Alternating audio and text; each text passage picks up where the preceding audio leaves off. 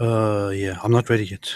Wait, don't Too go live. late, too late. TikTok, time to rock.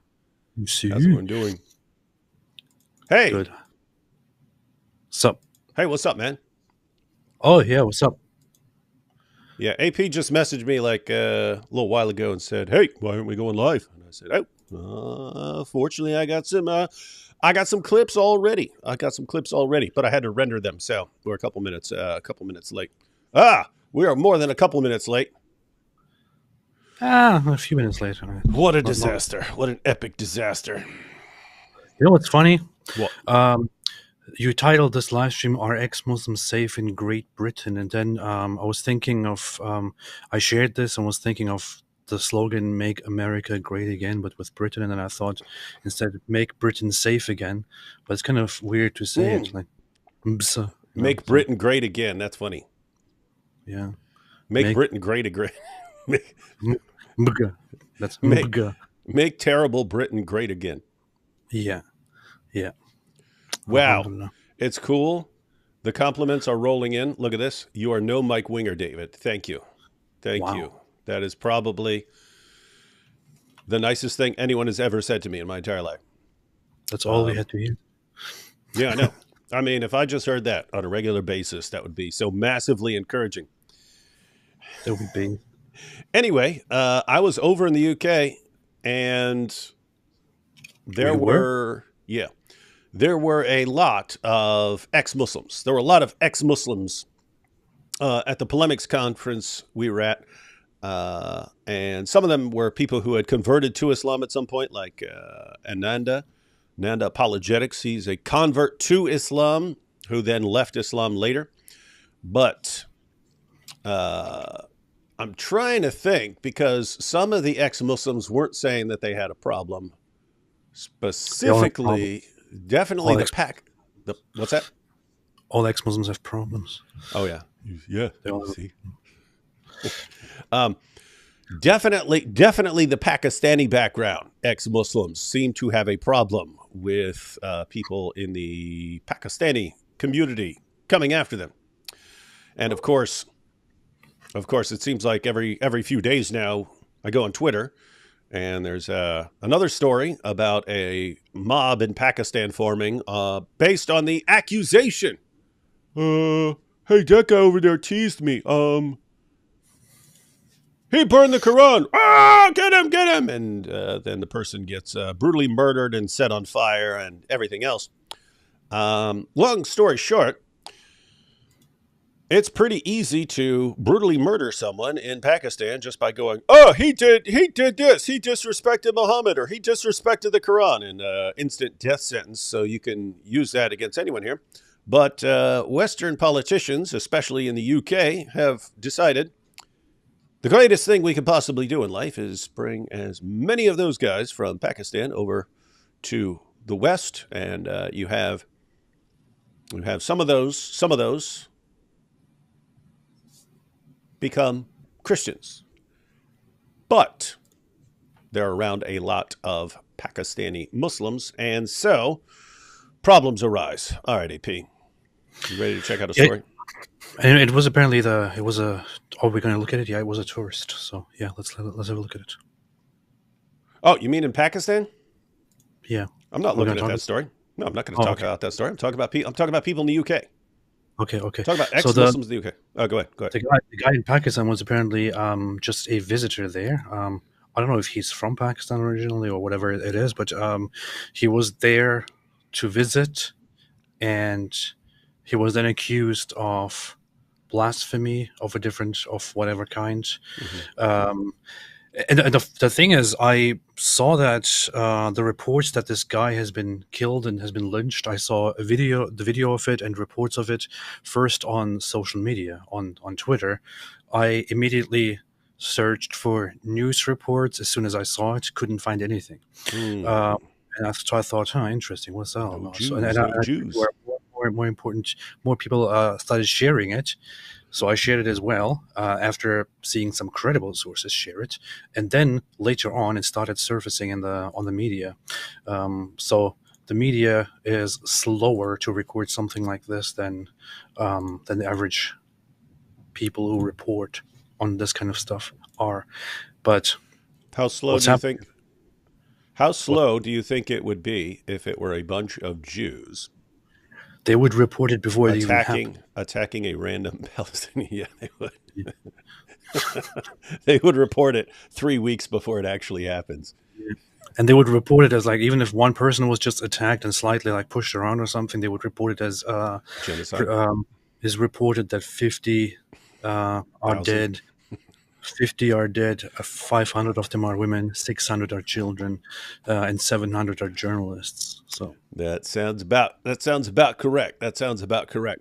All right, so yeah, I basically at the polemics conference I was talking to various, and it sucks because there were more. But if it was between sessions or something like that, or I was hanging out um, in a room with someone who's an ex-Muslim, I'd say, hey, why don't we get a quick video of this? And so recorded a couple clips, and some of the clips were just about guys and how they left Islam, and a couple of them though included some stories of how they're treated in the UK. So we'll take a look at that. We got a couple of super chats. Oh no, it's AP's buddy. Ooh. It's AP's buddy. I'll read these first couple of super chats real quick, and then we'll jump into a video. Chapter 108, Holy Skibbity. Indeed, Heisenberg have granted you Rizzler abundant gooning. So edge and gelt to your soy jack alone. Only the one who sus you is truly cut off from any grimace shake. that's a beautiful super chat. I haven't read anything better in my entire life. Yeah. Is this how young people actually talk? Yeah, that's how everybody talks. Do you never go outside and talk to younger generations? They all talk like this, exactly. There would be some destruction if my kids were talking like that. Narrated Aisha, the goat Rizzler, gooned her when she was 6 years old, and he edged his. What the heck is this weirdo, dude? AP, keep your fans over on your channel. Yes. Yes. Aaron Day says there are Labour MPs getting threatened about Palestine and being told this is not the place for you. Not And a being place. told it's not the place for you. Labour MPs getting threatened about Palestine and being told this is not the place for you. Interesting. David Wood, take that Star Wars shirt off. It's stolen valor. Yeah, I just have it because it's basically I use it as when everything else is dirty and I need just a complete rag to wipe something off the ground or something like that. I use this garbage Star Wars shirt. But What is this, man? This is supposed to be a YouTube channel where we talk about religions, political matters, like actual serious stuff. This guy's telling you to take your shirt off. Like you're in the wrong take your place. shirt off. Yeah, Go take somewhere your else. shirt off. Take your shirt off like Muhammad Hijab.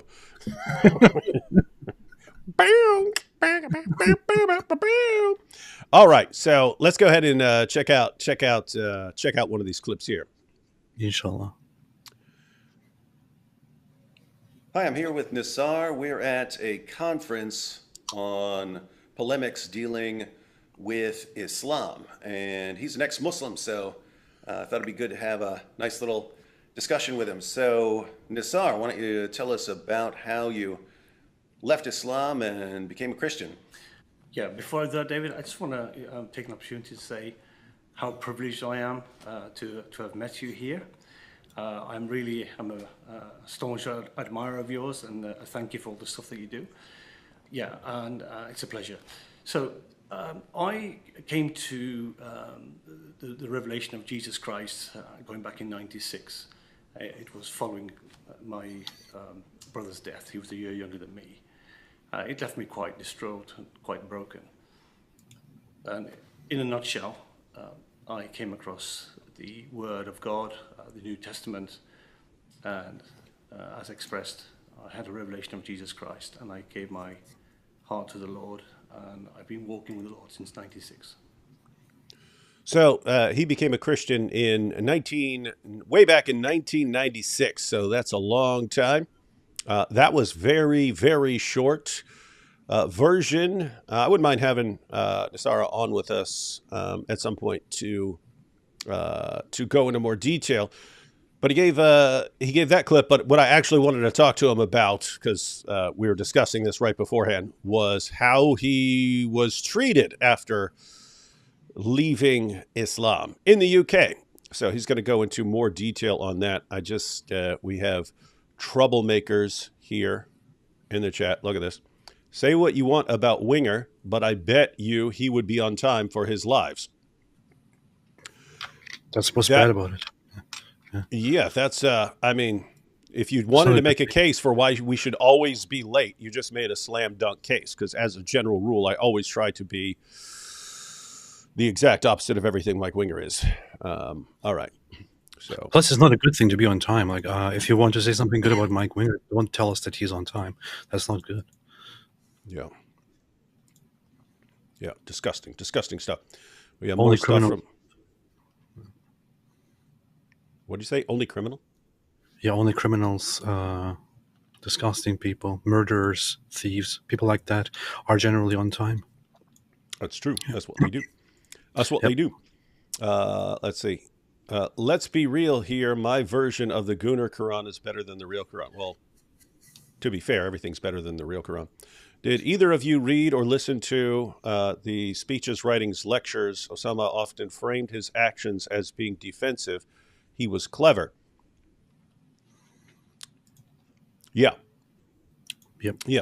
I've mentioned that repeatedly in This Week in Jihad, that because the schools of Islamic jurisprudence usually hold that only the caliph can call for offensive jihad, actually subjugating the world, that the form of jihad that you're allowed to do without a caliphate would be defensive jihad, which means whenever you're doing it, you have to show that it's defensive. Hence, Osama bin Laden issues his letter explaining why it's all these grievances. That's why we're launching these attacks on you. And then, of course, you have kids on TikTok going, "Oh, whoa, it's actually great. It's way better than I thought. See, he's just upset about stuff." You have to say it's defensive. You have to declare that you're fighting defensive jihad, or people would think that you've declared yourself to be the new caliphate.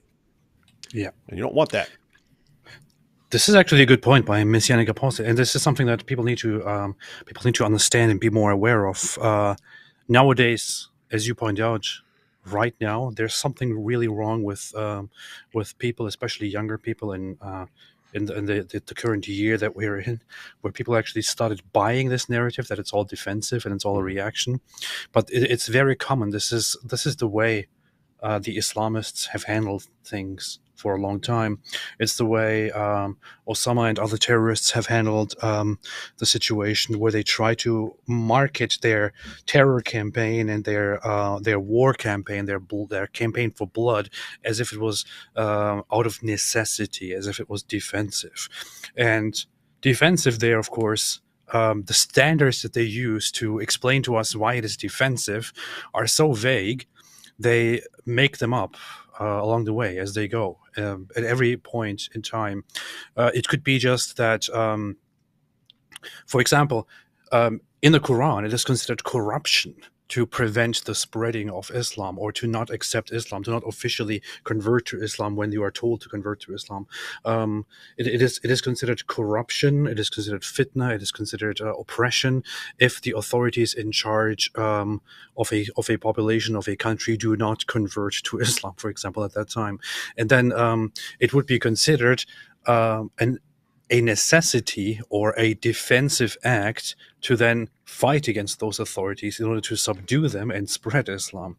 So this way, Muhammad explained his fight against other people, especially against the Meccan polytheists, by just being out of necessity or being defensive. They weren't out of necessity. They were not defensive either. They were offensive. Osama bin Laden, the same way.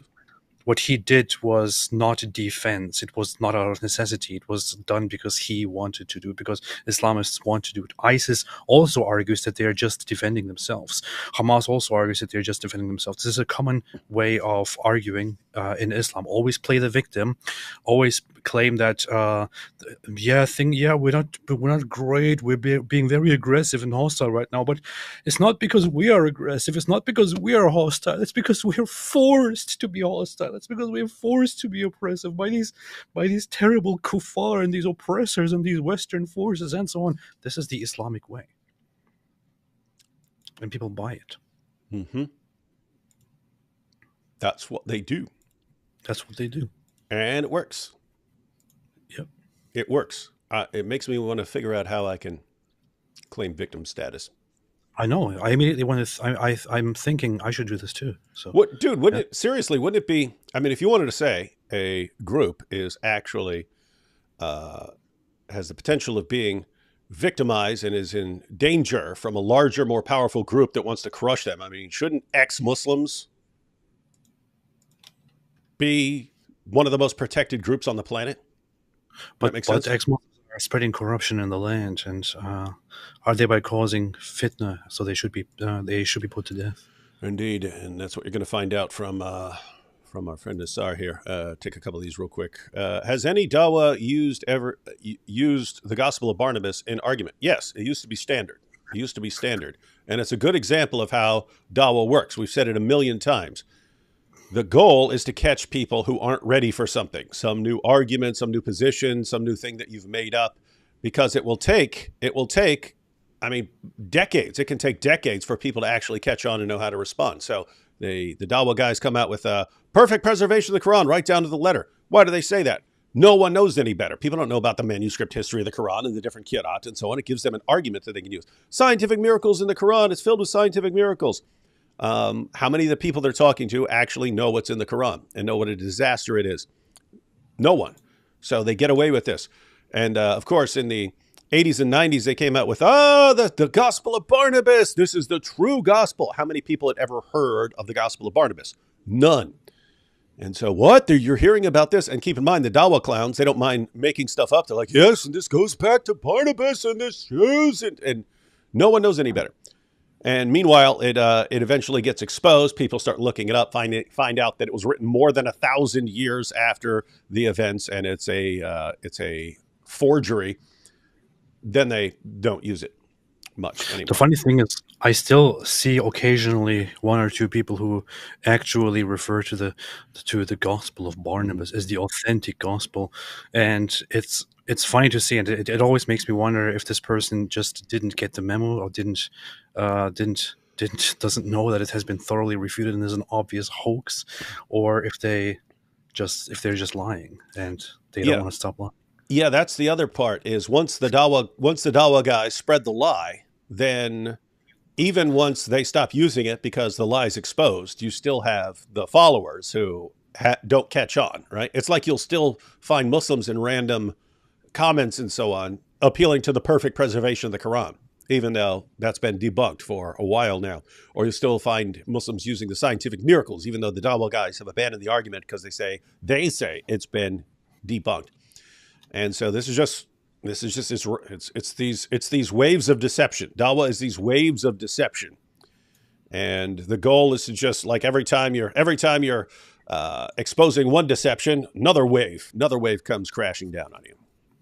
Another wave comes crashing down on you. Long-time listener, first-time super chatter. David, have you ever considered doing a video series on early Christian missionaries to the Muslim world, such as Henry Martin? I think many would find that interesting. Yeah, there are lots of things that lots of people would find interesting that are not things that I've studied. So, someone who, I mean, you could do that. Yeah. Many cases. Yeah, so that's a good project for someone who studies that topic. And then let us know when it's out. David the Wingling says, AP, you should create a Discord server. Yeah, AP. And then we have a bunch of perverted stuff from Nutters, fight those who do not believe in Mike Winger and the Paradox games, nor comply with what Mike Winger and his Wingerling have forbidden. Do you know about this book that is? I think it's quite old. It is something like Christians in Mecca or something like that. Which is a record of Christians in the early centuries going visiting Mecca and talking about it or something. No, and I think you're making that up. No, I I'm a think I. former addict and convict, and your story has inspired me. I turned to Islam with my brothers in jail, and all they did was hate. Jesus saved me. Sounds like a good. Sounds like a trajectory I am quite familiar with. All right, you ready to get back into this video? Sounds pretty based. Yeah, let's very do based, that. very based. I'm from a Pakistani Mirpuri background. I'm classed as first generation born and raised to Pakistani immigrant parents in 1965.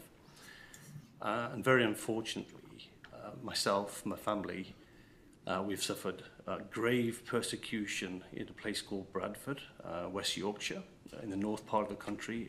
I myself am born and raised in Birmingham, which is the second largest city here in England. And we suffered about 18 years of persecution, religious persecution. In the UK? Yes, sir. Because most people in the West, if they hear that you're an ex-Muslim in the UK, they might think something like, well, it's great that you're in the UK and not, like Pakistan or something like that. But you're saying there's persecution of ex-Muslims here in the UK? Yeah. In certain respects, I would say it's far worse. Because, before I sort of jump ahead of myself, it literally was Sharia enforcement. It started around about a couple of years after people found out one of my best friends deserted us. He said, look, you are, in their estimation, a kufr, kafir, unbeliever, infidel. That's it. And he basically washed his hands of me. Then what happens is he tells another friend, somebody else, and before you know it, it goes out like wildfire. And you then suffer this religious persecution in the form of hatred, contempt, instant contempt. They simply can't contain themselves, and what I've found is that they're using British freedoms, laws, democracy against people like myself. So it is Sharia enforcement. There is no freedom for ex-Muslims. And what you find is that you then suffer criminal damage, persecution in the form of, it starts off mocking, jeering, dehumanizing myself, my wife, my children, referring to me as a Jewish so-and-so in not such nice words. So somehow, in their estimation, Jewish. No, I'm pretty sure what they meant was Zionists, because they don't have a problem with Jews. Nobody actually has a problem with Jews. They only have a problem with Zionists, of course. Isn't that true? Yeah. So that's a good point. Jew dog. That was one of the references they used to call they called him Jew dog. Graffiti on the walls of my home. Car torchings, car rammings, drive-by brickings. You're under siege. We were forced out of our one home. Now, you hear this? Back this up. You hear this is what this is how he and his family are treated in Bradford, in the UK, in Great Britain. It's Great Britain. He calls it Sharia enforcement. In other words, there are punishments. There are punishments for leaving Islam, even in the UK. So let me back this up because it sounds pretty rough. So it is Sharia enforcement. There is no freedom for ex-Muslims. And what you find is that you then suffer criminal damage, persecution in the form of, it starts off mocking, jeering, dehumanizing myself, my wife, my children, referring to me as a Jewish so-and-so in not such nice words. So somehow, in their estimation, I'm a Jew dog. That was one of the references they used to call and daub graffiti on the walls of my home. car torchings, car rammings, drive-by brickings. You're under siege. We were forced out of our one home back in 2006 after several years of suffering these type of things. In the UK. In the UK, yeah. How are like Look at these. I'm from the US, and there are problematic places in the US, but What are you saying? Look at these stats. I'm looking at demographics of Bradford. 2001, 60% Christian, 16% Muslim. 2011, 45% Christian, 25% Muslim. You see? 2021, 33% Christian, 30% Muslim. You It's see? probably Muslim is probably number one by now, or going there. Or, yeah. But hey, there is no Islamization. That don't be ridiculous. There's no No. Islam. No, that's a conspiracy theory. And since Islam is so good, we know that life is going to get way better there, the higher the percentage of Muslims in the population there becomes. So he was in an area that is now pretty even between Muslims and Christians in the UK. sounds insane that this is allowed to go on. You know, David, I would like to say, you know, nothing has prepared me and my family for this type of onslaught where you're under siege and you are treated as a dhimmi, second class, third class, scum of the earth, and you need to be eradicated from our home, from our era. We were forced out of one home. Actually, in life and death situations, we try to rebuild our life from 2006 onwards, and then again, the same scenario repeats itself. And it culminated in our second home, again, abuse, religious persecution. You're made to feel, you know, as I say, inferior. They want to dehumanize you. Belittle you. Actually, they just don't treat you as human. You are just a infidel dog, actually. And this it reminds me of what people suffer in Saudi Arabia or the Muslim lands or Pakistan. And as I said, in some aspects, it's been far worse because it's been aided and abetted by the police, who have failed to take decisive action because of fear of being labeled as racist, and that key word that they use, Islamophobic. So, You guys, you hear this? So he's talking about being forced out of his home because of repeated attacks, having to go somewhere else, and then facing the same thing there. And police don't stop it because they're worried about being called names. They're worried about being called Islamophobes.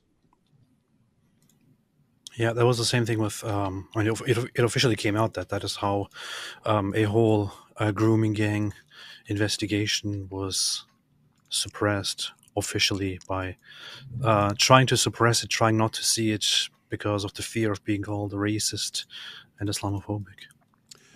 And I think I bring this up right here in this video, if I recall correctly, because that's obviously what would have come to my mind instantly. Hey, that's kind of like the grooming gangs. just to be clear, this is a similar situation to with the grooming gangs, where there's police know what's going on. It's reported to police over and over again in thousands of cases what's going on, and they do nothing and look the other way because they're terrified of being called racist. You're saying it's very similar for ex-Muslims. Precisely that, actually, precisely that. And so because they are terrified, not only of being labeled racist and Islamophobic, this key word that they've used, but they are fearful of Muslim backlash in the form of violence, Islamic rage, and as not to stoke tensions, even as far as Theresa May, our previous Prime Minister. So for me, it culminated, and my family, in a most brutal attack on me back in November 2015, where I was almost bludgeoned to death, getting into my car. And I knew of this intended, how can I say, unwarranted action against me. So just to be clear, this This is because you're an ex-Muslim. This is not a random robbery or something like that you're being attacked. No, not at all. It's because I'm an ex-Muslim. Because we lived the new address. We lived fine for 2 years up until it was then told everywhere he's a convert. He's an infidel. He's a kufr. He's a kafir. Don't associate with him. And the same contempt then goes against you again, and it culminated in a brutal attack on me where I was kneecapped and suffered a broken hand trying to protect my head from being bludgeoned in. If it wasn't for this is November of 2015, if it wasn't for the intervention of two Polish neighbours several doors away who happened to be outside, it was the fall, it was dark, and they were outside having a chat, two of them, and a smoke, and when they saw me, they didn't know it was me at the time, but they just saw a figure on the floor being bashed in with pickaxe handles, solid hickory wood, that they came to my aid, and these perpetrators then, they were Muslims, they fled. It was caught on home CCTV. And of course, as per usual, the police brushed it under the carpet. Again, you mentioned this grooming gang scandal. In a similar vein, the poor parents were lamenting to the police to deliver their kids from the rape gangs, and the police would very often threaten the parents with arrest because they just didn't want to tackle this thing. And so the police have never acknowledged apostasy. So apostasy is a cardinal sin, which you'll know full well, David, after murder and adultery. But apostasy seems to carry quite a heavy tag. And so Sharia enforcement is very much alive and kicking. And so after my attack... So this is after he'd been forced out of one place, went to another place. He said he was fine. They were okay there for 2 years until people start catching on. Right. So when people don't know him, he's fine. They eventually catch on and spread the news that there's an apostate over there. They attack him with pickaxe handles. And hey, this would be good. This would be good for Visegrad to interview him. Those guys are Polish. And this guy's talking about how two random Polish guys came to his rescue as they're trying to beat him to death. Yeah, that could be an idea. But the thing is, I understand his suffering and his, the threats to his life and his safety and all of that. But isn't it counterproductive to sit down and talk about this? Because what about the backlash against Muslims as a result of this? That is, it's you're obvious. Everyone knows AP's obviously joking, but yeah, it's exactly what it's exactly what the Council on American Islamic Relations does after every single terrorist attack. The bodies are still warm from some guy screaming Allahu Akbar, slaughtering them, and Carol will be going, "Oh, you see, this is the sort of thing that leads to anti-Muslim discrimination, and look at the backlash that's going to come. We need to take steps." Because what happens? Then the media politicians and the media are all warned, if you talk about this could cause a backlash. Do you want to cause a backlash against the Muslim community? Are you trying to get Muslims killed? And then what happens? People don't report it, or they don't report it accurately, or they don't report it. They don't give the relevant details and so on. They're just careful not to mention that this has anything to do with Islam and so on. They're careful to say, "Oh, and the motive's still completely a mystery to police." The point is, ladies and gentlemen, it works. It's evil, but it works. We've seen it. If you actually convince the leaders of a population, the government, the journalists, the police, you convince them that you are a victim and that reporting on anything your community is doing will make them oppressors and make you even more victims. They'll keep their mouths shut, and they will gladly send you thousands and thousands of 12-year-old girls as an offering to you. Yeah. Yeah. And you got That's in the UK. Here in the US, we've got the Council on American Islamic Relations trying to do the same darn thing, where no matter what any jihadi does, no matter what any gang of thugs does, you keep your mouth shut about it. Or you're a bigot and an Islamophobe, and you don't want to be called names. Yep. Well, good. We all have our priorities right. It took me several months to get back on my feet. I underwent 2 operations. I had to get my hand and my kneecap wired up. But the trauma, the emotional, mental side of it, takes a lot longer. But anyway, a year to the day after my attack in November 2016, I was descended upon by 10 armed police in a SWAT-style operation at my Bradford home to say that they could not leave us out of their sight because they had gathered intelligence to suggest our lives were in imminent danger. And we were escorted at that point by 4 armed police vehicles onto the motorway because I refused to have their assistance by going to a safe refuge in Bradford. And I left, and I didn't want to divulge where I was going to the police. However, what they said was they'd be happy to escort me onto the motorway. And they drove 20, 30 miles along the motorway, sandwiched between, or in a convoy of 4 armed police vehicles, 10 armed police. And we were then let go to go wherever we wanted. And so, in essence, we left our home in November of 2016. So as somebody who's born and raised here, I cannot express the failure of the government, of the police. This is a failed state where ex-Muslims are concerned. And of course, we live in a terrible danger and jeopardy, not knowing what can happen because of Islamic Sharia enforcement. He's saying the state has failed to protect him.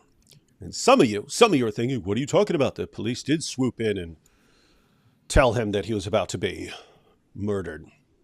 Given how these police act around the girls of the grooming gangs and so on, and all this stuff, I'm not convinced that this has anything to do with them caring about this guy. We don't want a murder to tarnish the Muslim community here, because that might actually break through in the news. If an ex-Muslim is killed for being an ex-Muslim in the UK, we got to get this guy out of here before something could lead to a backlash. I mean, I just can't take anything that the police does in the UK seriously in this regard. I talked about this whole thing where Ali Dawa made that video about saying I should be killed, and he would be proud of that, and Muslims would be watching, and I did send that video and all of the evidence surrounding it to the police, to the Met Police in London, and their response after so much back and forth, despite me pushing and pushing and pushing again and pointing out hypocrisy, was that they don't see a problem in what Ali Dawa said when he said that people like me who leave their religion and spread it should be executed, and he's proud of that, and Muslims will be watching. They said it's not a problem because obviously he is just somebody who is very religious and very passionate about his religion, and that's like all why the guys that tried to kill Nassar. Yeah. It's so funny. Like even seriously, when I talked to the FBI about this on one of our regular visits, and I just said, oh yeah, I just received this and this. There's just this and this video out there. They took serious note of that and said this is a very serious problem that such a video is out there, and they would have to look out for whoever gets incited by that video and then takes action, because if that leads to incitement and leads to somebody actually taking matters into their own hands and killing somebody for leaving Islam and spreading it, the person who made the video would get in trouble. And this is what the FBI says. Whereas where we have free speech, where the video itself is not directly considered an act that is punishable, over in the UK, where there are actual hate speech laws, where you can actually go to prison and pay fines for, offending people, they don't see that as a problem. But if you go into a space and start mocking the Muslim prayer, they will come at your door and fine you, or put you away for a while. Or if you say Muhammad was a child molester out in public, they will punish you. If you, however, say apostates should be killed, and we're proud of that, they're like, well, seems like these Muslims are just very passionate about their beliefs. Ridiculous. Yeah. So you have people like Ali Dawa going around, yeah, and an Islamic State, blah, blah, blah, blah, blah. And people are thinking, oh, but he's not actually calling for people to die right now. So it's a very moderate view. But he's one of the people who keeps the belief constantly in the minds of Muslims that people who leave Islam have to die. And then what do people do? They persecute him. And then, so what's going on here? If this situation were reversed, if this were non-Muslims calling for some world where Muslims are going to be killed, and this was actually leading to violence against Muslims, it would be shut down in a heartbeat, And yet, here you have ex-Muslim being repeatedly attacked, having to flee multiple places in the UK. And apart from making sure that he doesn't actually get killed, they don't want to help this guy at all. So we are now living, and have been for the last 7 years, as internally displaced people, as refugees born in my own country. And little side note, when I would talk to some of the people who were talking about being ex-Muslims and how they're treated in the UK, they seem to seriously think it's like this everywhere in the US. They're like, I mean, everywhere else in the West. They're like, is it like this in the US too? No.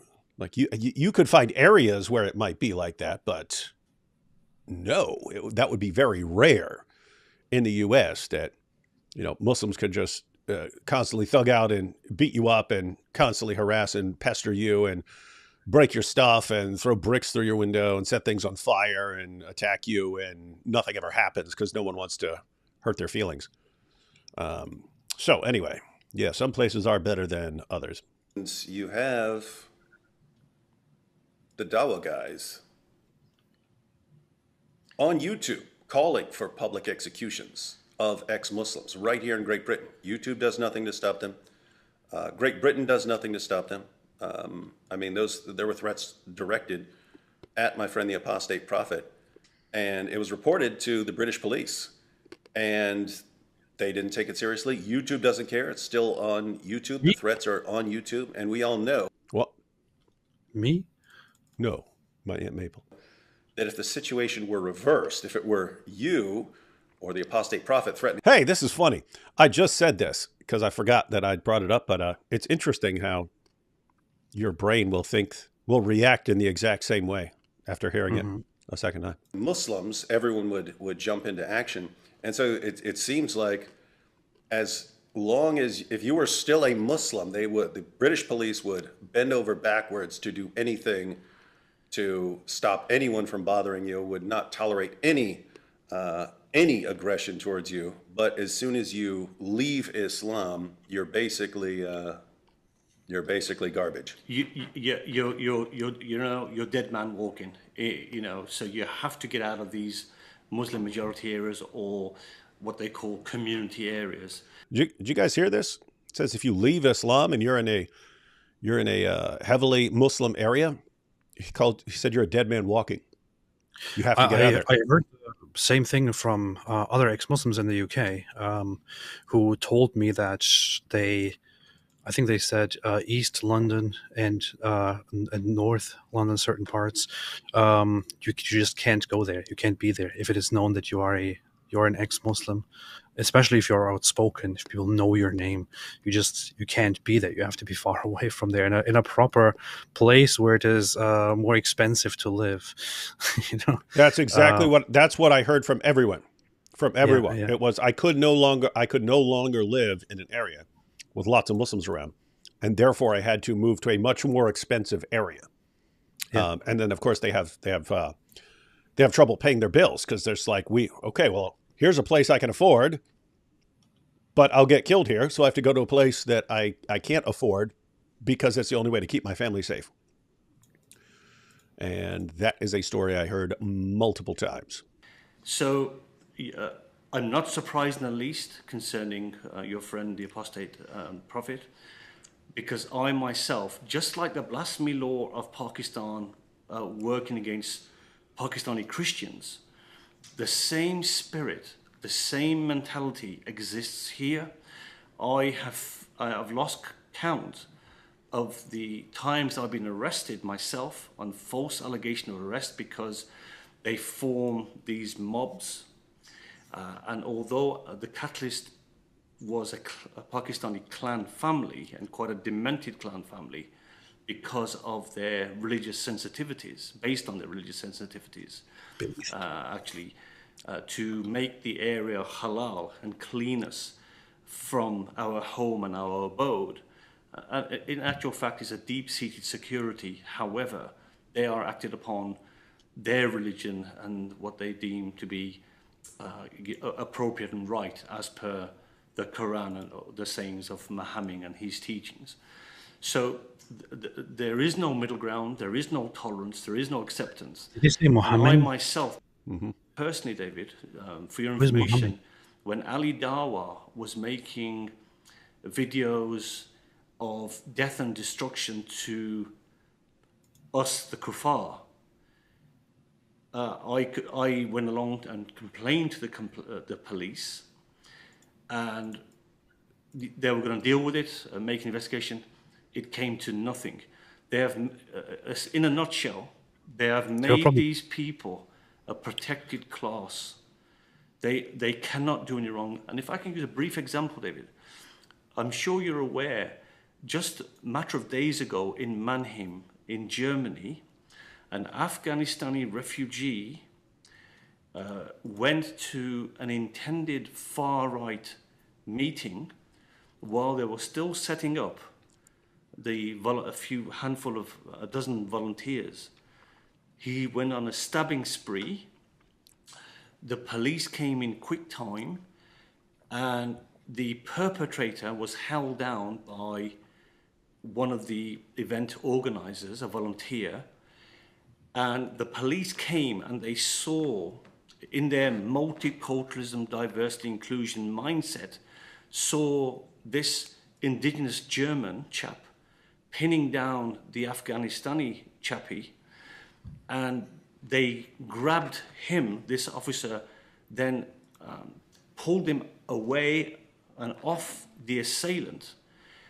And while the officer pinned down this indigenous German, the Afghanistani refugee leapt to his feet, stabbed the officer several times around his head and his neck before he was shot, not killed, shot and disabled. And the poor police officer, a 29-year-old gentleman, lost his life the following day.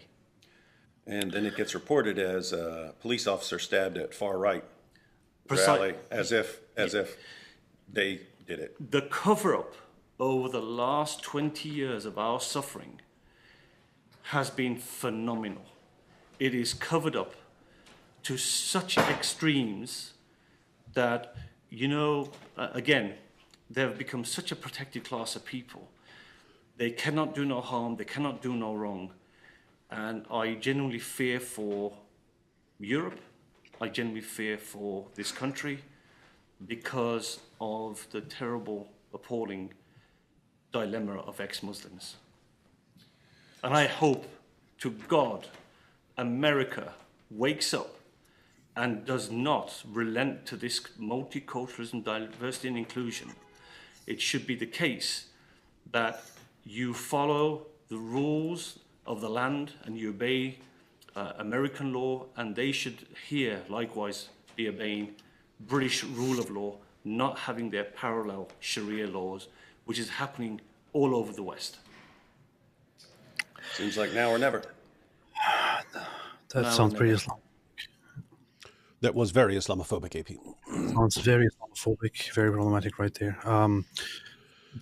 It's I understand you want people to follow the law. However, Muslims should be exempt from following the law of the land, if it's the West, because Western laws are made for Western people, and it's probably difficult for Muslims to follow the law that Western people make with their Western values. So obviously, I would say that as a people in the West, we should make sure that Muslims are always exempt from following the law, that they should not be held to the same standards, and that even if they commit severe crimes, that they should be always forgiven. Whereas if others do the same thing, they should be imprisoned, or even executed.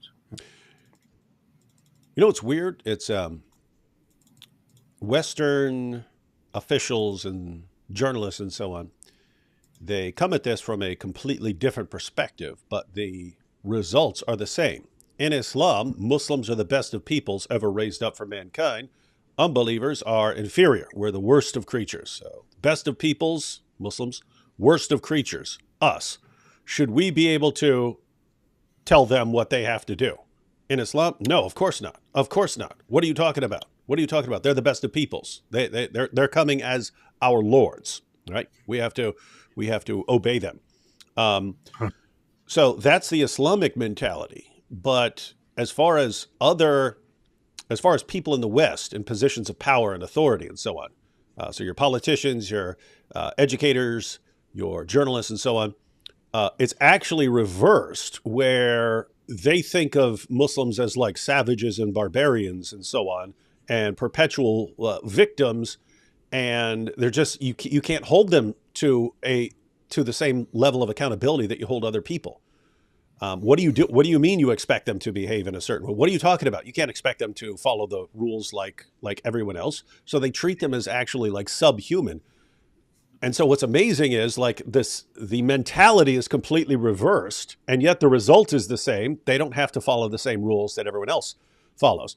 And so if it's an ex-Muslim and they're repeatedly attacking him and trying to kill him, from the Islamic perspective, what are you talking about? This guy deserves this. He's inferior. He's garbage. He has disgraced himself and his family and insulted Allah. And this is what he gets for leaving the superior position. And if this is what he wants to be, then we'll treat him accordingly. But from the perspective of the police and politicians and journalists, it's, well, what do you expect? Do you have any idea how enraging that would be to these poor, primitive people? And that's how they treat them. And so it's this interesting situation where those of us who are sitting there saying, these are the rules, follow them, we're actually treating them better than the people who are kind of agreeing with them that they don't have to follow the rules. We're like treating them like human beings. There is a point that people have, which is that if a Western person does something, someone in the West does something, they should be held accountable, because they can obviously also abstain from doing that certain thing. It could have been preventable. When a Muslim does something, can you really expect them to not do that certain thing? Because they just don't know better. So what do you expect?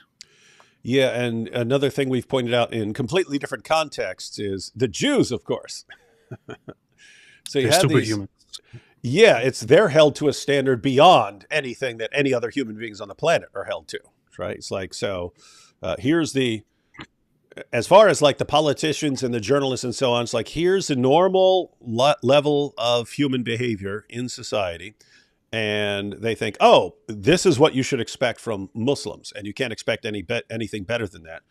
And here's what you have to expect from Jews, and you can't settle for anything less than that. So this is wild stuff, man. Wild stuff. The Jews even need to build cities and societies so that we can sit there all this time and not do anything, and then later claim that it actually belongs to us, and then go and take it. That's what they do, because we are not good enough. The Jews, however, they're superhumans. They make everything, and then we take it. Hey, that would actually be funny if if Israel eventually said, you know what, if you guys want this place back so bad, we're going to give it to you. Only thing is, we're destroying everything we built, and we're leaving it in the status it was when we got it. several decades ago. So have fun, and everyone's going to be like, "Huh? What is this place? We're fighting over this? It's just a big. There's nothing here." And when they got it, aside from those places that were without interruption Jewish, much of it was empty, barren, or it was just unlivable, disease-ridden. Like, people don't know, but the Zionists, Israel actually had to do significant work to get rid of malaria on the western coast of Israel. It was unlivable. Pretty rough. All right, so I got one more clip that I have a bunch of clips that I recorded from over there. I have two clips that we're going to be looking at during this live stream from ex-Muslims in the UK. So we checked out one, and there's another one that's a little shorter than that one.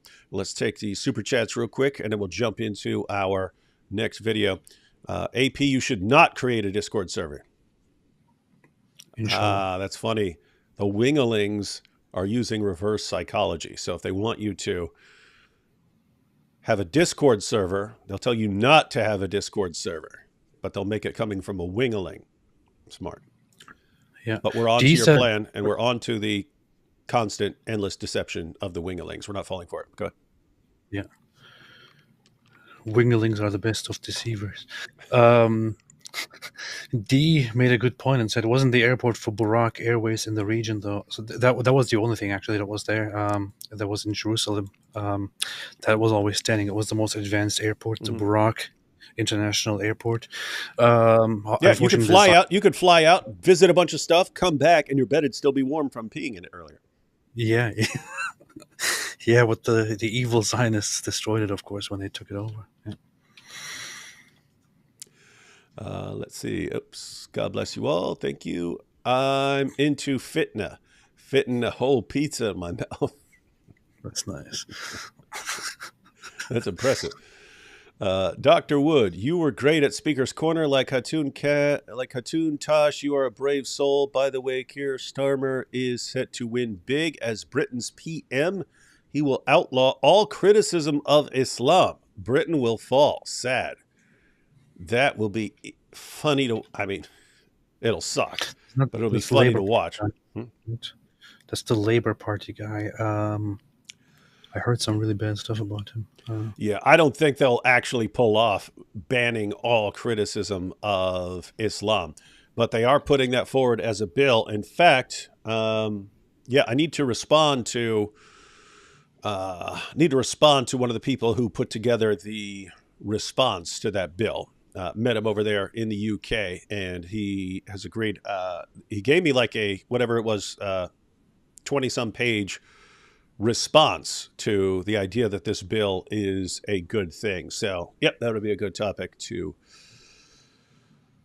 discuss. But no, I don't think Britain is going to fall. I just think it's going to be way, way, way more painful and messy and terrible than it needed to be if people had the slightest bit of common sense. Well, I'm getting confusing things out of the election polls, but I'm going to look further at it. But Nigel Farage is apparently, his party is apparently rising very sharply. Is that the Reform Party? The Reform, yeah, is that the one? Yeah, Reform. Nigel Farage is the guy who led the whole campaign of Brexit and all that. Yeah, that's exactly what you're going to end up with. The European systems are different from the American two-party system, in that you can have all these different parties and stuff like this, and they'll have to form like coalition governments and so on in various places in Europe. I still don't get all the details, but as things get worse, things are going to polarize into basically two sides. That's what you're going to end up with. You're going to end up with this is the side that's doing everything in their power to Islamize the entire country, and over here, these are the people who are trying to avoid that from happening. And everyone's going to rally around those two causes, because that's not going to be a time for all these other concerns you have in life. Those are going to become primary concerns, and so. It's so the Conservative Party that is currently ruling has done Yeah, such they a crumbled, terrible. didn't they? They were elected last time during the elections with 44%. They are now at 20% according to polls. They're dipping brutally. The Reform is at 16%. So Reform is actually going to overtake the Conservatives, as it seems right now. But Labour took over, and they are at 40%. So I Yep. don't know. Rough situation. Rough times ahead. Can't say we didn't warn you. Can't say we didn't warn you. What did Great Britain do to their warners? Robert Spencer, Pamela Geller, everyone who's telling them what was going to happen, they banned them from the country. Bill Meanwhile, Warner. bringing in as many jihadis as possible. Yeah. What do you mean by safe? What do you mean by great? What do you mean by R? Britain would only be great if the Americans returned with the NFL. That's true. Mike Winger is the type of guy to lick his finger every time he turns a page. Lloyd has awesome descriptions of Mike Winger. Doesn't Winger seem like that? Like he's sitting there reading the Quran. Oh, darn, I'm going to get slobber on the Quran by doing this, but I don't know. I'll risk it. So he's sitting here reading. I don't really see it. I think Mike Winger looks like the coolest guy I've ever met in my life. So. Good one, AP. AP got jokes. I was totally serious.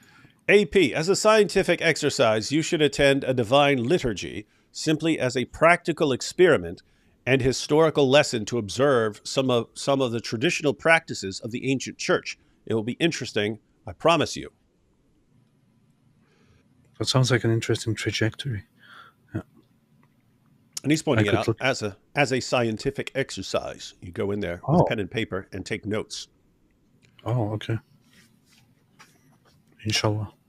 I got called a Jew in AP's comment section on X. I feel so honored to be amongst the greats like AP and D Wood to get my hands on those shekels. Yeah, that is quite the honor.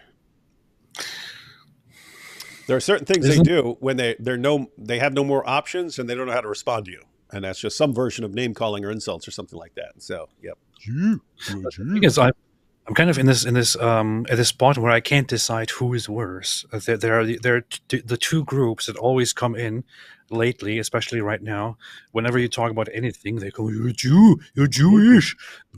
Those are the Muslims and the Groypers. The Groypers are bad. I can't decide which one is worse. But the thing is, I actually feel worse. It actually feels slightly darker when it comes from the Groypers. They seem more evil. Yeah, they seem just generally more messed up, which is why I even made a post before where I said that that to me it seems they are worse than even the Islamists, because at least the Islamists, they have some, they do everything for some properly established values and reasons, as messed up and as dumb as they are. Whereas these Groypers and neo-Nazis, they just seem like severely disturbed people. Mm-hmm. Severely disturbed people who have nothing productive, nothing to offer, nothing stupid to offer, just destruction and hate, and can be as vile as it gets. And the fact that it comes from Western people who are just among you and who are not from a different culture where things are just, built on hate and all that, but that they come from your culture and they have this completely insane, hateful attitude, makes it all a little bit more sinister. But yeah, it's Muslims and the Groypers right now, always comment sections, they will say, "You're Jew. Of course you're Jewish." I take it as a compliment right now. Mm-hmm, mm-hmm.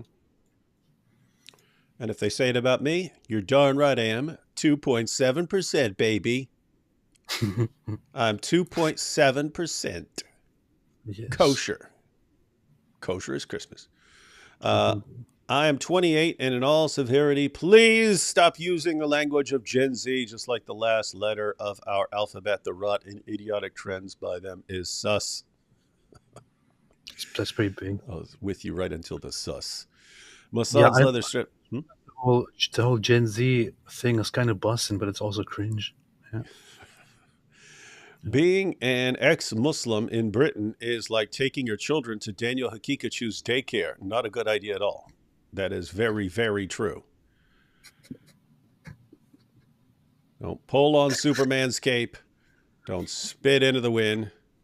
Don't pull the mask off the old Lone Ranger. And don't take your kids to Daniel Hakikachu's daycare. I don't know why that sounds so funny to me. We need to start. We need to make that a thing, like on Twitter and stuff like that. And this is as dumb as taking your kids to Daniel Hakikachu's daycare. Could you imagine that dude? What's creepy is I can imagine that dude starting a daycare and be like, "And I will raise your kids according to good Islamic principles." And the dumb parents, "Oh, what a great idea! Oh, so based." This convert man is truly beloved by our Lord, a man whom suffered for our Lord, so too our Lord has suffered for us. Yeah, it is. I mean, keep in mind as we figure out what to do to respond to the problem, these are, at the end of the day, Christians who are being persecuted for their faith and for their courage in leaving Islam. So, you know what's funny to me? Recently, we were talking about how ex-Muslims are unsafe and how they are mistreated and things like that, and they have to hide their identity and all that. And then Rebecca sent me a message and said, you know what? It's very strange to me when you guys talk about how ex-Muslims feel unsafe in the West, because here in Israel, there are just ex-Muslims everywhere, and they're totally fine. And they openly say that they're ex-Muslims, and they're converts to Judaism, or they're atheists, they're Christians, and it's totally fine. Like they're safe from any kind of persecution. And isn't that just very, very funny? Mm-hmm, mm-hmm.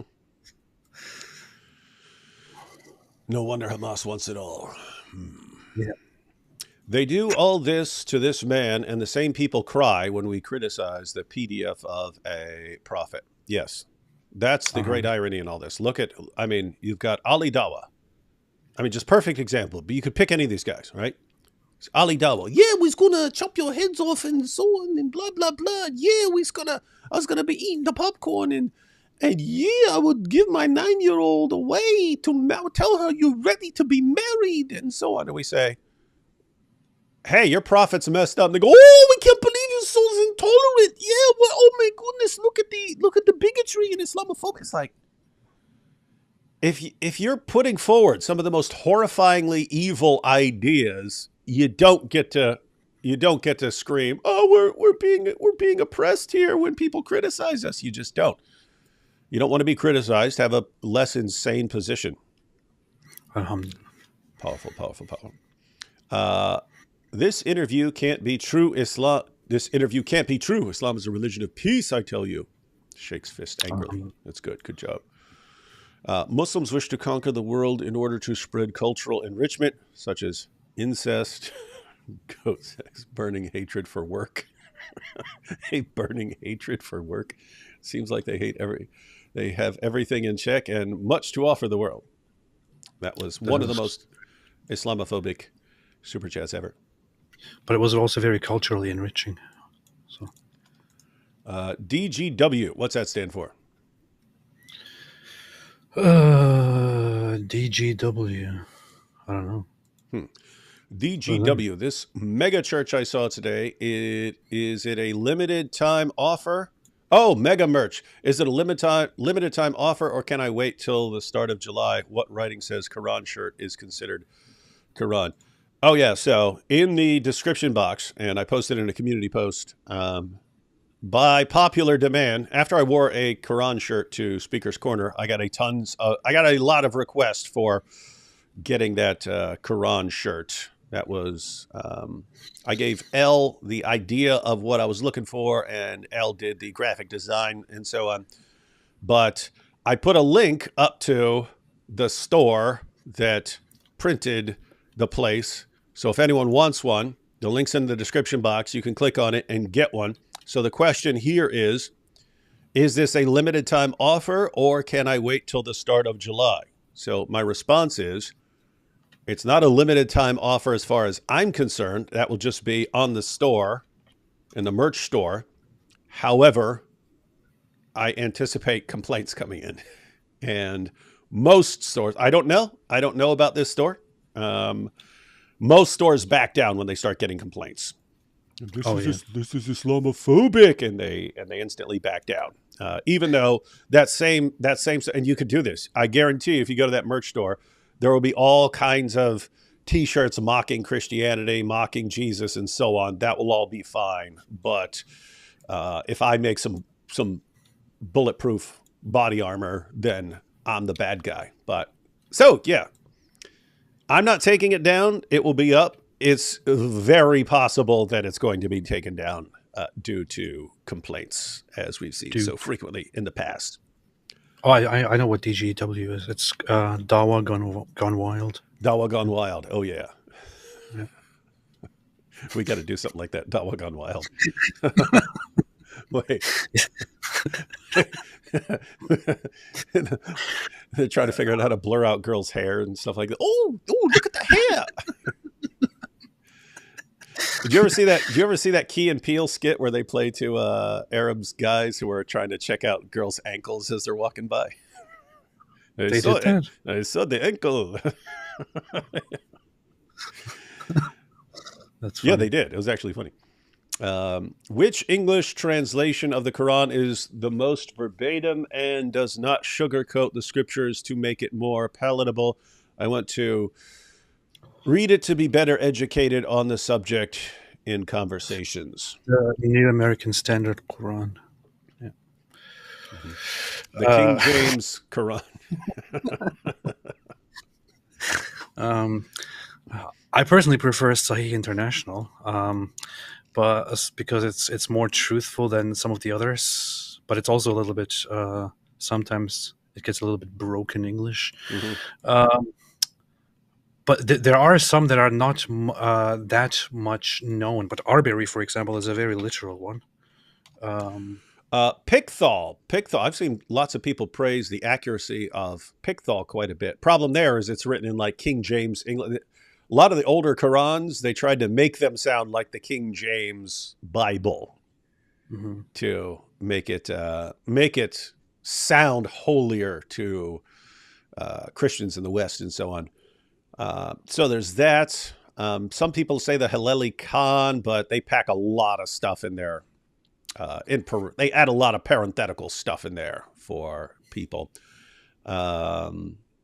KJQ.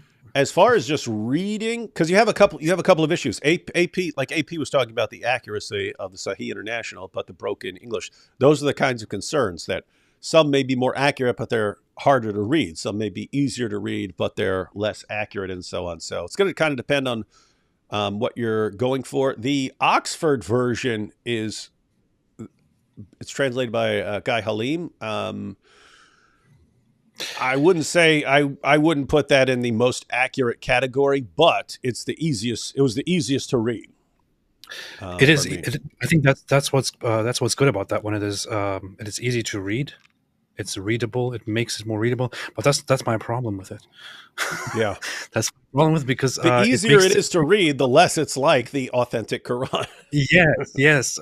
When I read it, it doesn't sound like the Quran. It sounds much more like smoothened and turned into something that is actually good. Mm-hmm. So that's not very accurate. The Quran is a terrible read, and when you have accurate translations of it, it is still going to be a terrible book.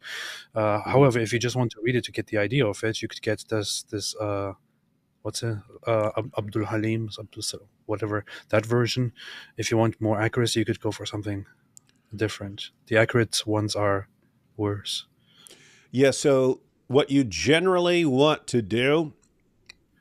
M.A.S. Halim, Abdul Halim. Okay, yeah, that's him. I would suggest if you're one of the people who wants to read the entire Quran all the way through, I would get something like the Halim translation just to be able to make it through. If you want to look up specific passages to be used for apologetics or polemics or something like that, you want to familiarize yourself with the important passages. There, I would just get a couple different translations to compare them. I mean, in other words, I would have this one, I would have the Sahih International, I'd have the Pickthall, and then if I would read it in multiple versions. Beast. Yes, indeed, based. I don't think the wave of Islam will stop. It's important to think about what this means metaphysically. Does a metaphysical matter? What would a world under Islam look like for the human spirit? Why is an evil ideology so powerful? We should ask these questions. It's because it's powerful. Yeah. Waves of Islam do stop when people stop them. That just happens. Waves upon waves. Waves like the upon Quran. waves. And you look and you go, wow, there's layers and waves.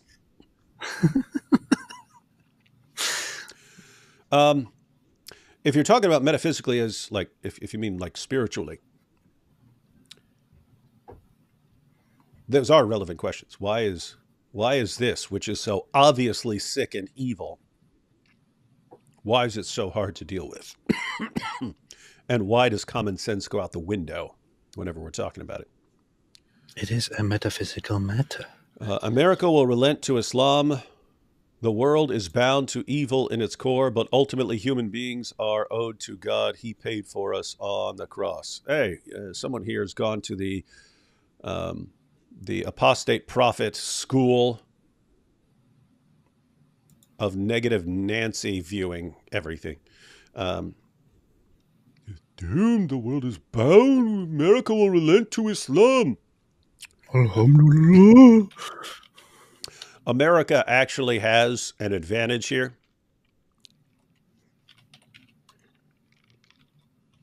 America has an advantage here in that lots of European nations are going through this ahead of the U.S. And if you go back 20 years when we were saying, guys, do you know what's going to happen if Islam spreads? Here's what's going to happen. And everyone said, liars, that will never happen. No, the more Islam spreads, the better everything will be because Islam is so wonderful and peaceful and so on. And no, they're not trying to actually take over area and chop heads off and have child marriage. They're not doing any of this. That's a lie, you liar. Well, guess what? After it happens over and over again, it becomes way more difficult to deny. In other words, suppose, I don't think it's going to happen. Suppose European nations started going full Islamic. And then we're warning people in the U.S. Going to be very difficult to say, no, that's not what Islam does when we see it happening repeatedly. Right? So,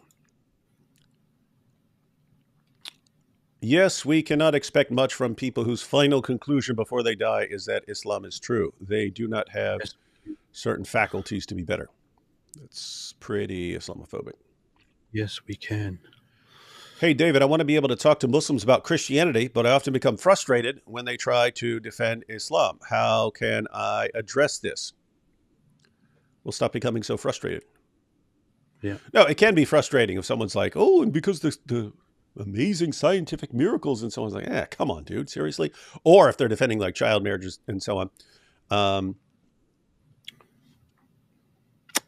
You could always have a pillow with you when you discuss with Muslims, and then always, if you get too outraged, you could scream into the pillow. Mm-hmm. You know, yeah, and continue. Yeah, you might want to. Yeah, that's a tough call, but yeah, if you get more emotional than you want, then figure out a way to control that, or come up with a different plan. But yeah, I mean, something that could possibly help if you're getting frustrated. How could this guy be defending this stuff? Is keep in mind you could be. Think of the person as a victim, that this person has been manipulated and brainwashed his entire life and so on. So think of the person as a victim, not as some evil person who's saying, oh, I'm going to wake up today and defend child marriage. It's no, you've been manipulated all your life into thinking that Muhammad is the greatest example for mankind and so on. And so you have a tendency to try to defend it. Yeah, that's true. What about using the military to enforce English laws? Well, if the English are about to make a law against criticizing Islam, yeah, I'm sure they'll have the military enforcing it. I choose the heavily armed cow.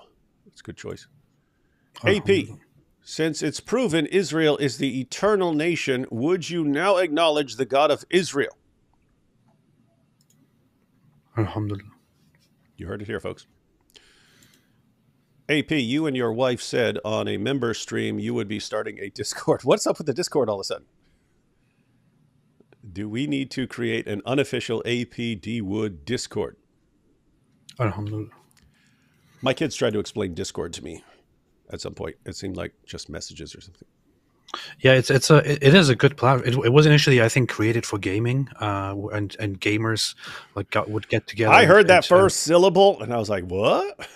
It was originally created for gay, and I was like, "Hey, what's going on here?" And then, nope, gaming. And then for gay mingling, and then for gay men, yeah. It was created for gamers, and it is still used very much by gamers. Did you say groomers? Yeah, and groomers to communicate in a very easy way with servers that have different rooms for texting and video talking and audio conversation and all that. It's a very nice platform, actually. Very, very nice. And so it expanded far beyond gaming. It's now includes all kinds of different communities, all kinds of businesses, online communities, forums, all kinds of groomers. Yeah, all different groomers. Everyone uses Discord now. It's a very nice system. Yeah. Let's see. 22nd of August is International Apostasy Day for Muslims. Please share the date so more Muslims can rally together with other secret apostates. You familiar with this, AP? Is this a real thing? I don't know when it is, but there is you a heard of that thing before? Apostasy. Yeah, apostasy. How are you going to have a single day for all these apostates? They should have their own month, by golly. Oh yeah, Apostasy Day, August 22nd. Alhamdulillah. We should do something. We should have a mega, if this is an actual thing, we should have a big mega stream and bring on all the ex-Muslims we can find. We should. And we should also try to pass legislation to make August 22nd a national holiday across nations in the world. And we should get more legislation to make it illegal to criticize an ex-Muslim for leaving Islam. And we should even make it illegal not to participate in Apostasy Day. Here we have a bunch of more whatever gibberish from an AP fan. Pamela says, God bless you both in this spiritual battle that is being waged. May God keep protecting you both and arming you in this battle. Thank you for revealing this dangerous way of death. Dangerous way of death. Good description. Well, I'm very skeptical of the politicians, hoping for the best. No, not the politicians. The people. The people.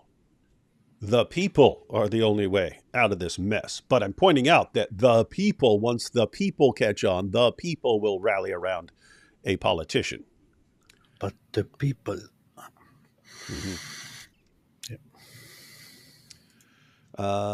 Any explicit source explaining how Muhammad was pranked or exposed by Medina Jews, leading to his Jew hatred? Video comparing before and after Medina will be interesting. It would be interesting to analyze. It would be funny to do. It would be an interesting thing. I don't know if ever anyone academically went into just analyzing that aspect of Muhammad's interactions with the Jews and how it started and how it ended. But that would be a very interesting thing to actually look at. I think it's just kind of hard to chronologically put the narrations and everything in order, but it was quite clear. And you could compile all the narrations according to which the Jews came to Muhammad and asked him questions and mocked him or whatever, or praised him or things like that, allegedly. Yeah, and you have these situations where are they pranking him there or not, and you kind of can't tell. But it would be good to sort of line all these things up and make calls, because guess what? We actually know they were into pranks. I mean, that's what got the first tribe kicked out, was they played a prank on a Muslim woman, and then Muhammad wanted to execute them all, and so on. So you have that they were actual pranksters, and it's suggested as a solution for all kinds of other mysteries in Islam. Like so, there's an issue. Why is Jesus called Isa in the Quran? Why is he called Isa? That's not the Arabic version of Yeshua. It's not. So why is he called Isa? Isa is the Arabic version of Esau. Completely different name. So why is he called Isa? Well, no one actually knows. There are various suggestions, but one of the suggestions is that Muhammad was more around Jews by far. And so he may have heard the Jews referring to Jesus as Esau, as an insult, because that was an enemy of the Jewish people. And so it's a suggestion that Muhammad just heard some Jews who were telling him that the name of Jesus is Isa, and he didn't know any better. And so anyway, so there are lots of possibilities, because they clearly thought he was a joke, and they clearly liked messing with him. And so, yeah, we might have to do a little research project one day. They were the ultimate trolls, the Jewish trolls. Let's see. Good humor. They all have the same spirit of hate because they have the same father, Satan. I don't know who you're talking about, but that is a mean way to talk about them. Solitary Emmy says, Muslims are made to hate because of Islam. What's everyone talking trash about Muslims for? But the Groypers hate. Oh, this is a comparison of the Groypers. But the Groypers hate out of their free will. So Groypers might be worse in this regard. Alhamdulillah. There's actually a different terrible people. Yeah, they're horrible people. There is a different theory on the whole how Yeshua became Isa thing, and that is it has to do with. I'm not the person to explain this, but there's actually a video. I think it was by one of those channels that talks exclusively about religion as an interesting field, and it was explained in linguistic differences and misunderstandings, where although Hebrew and Arabic are related, with a little bit of distance, the sounds switch between the languages. Different similar sounds switch around in these different languages. So Yeshu becomes Isa, and when it should actually be the opposite. The glottal sound should not be at the beginning in Arabic. It should come later. However, they somehow reversed it. But there is a very interesting video to look at, which I would definitely check out. I just have to find the title of it. But I think it's like how Jesus became Isa or something. No, you can't just make stuff up like that. Yes, I can. Where is the safest place for ex-Muslims?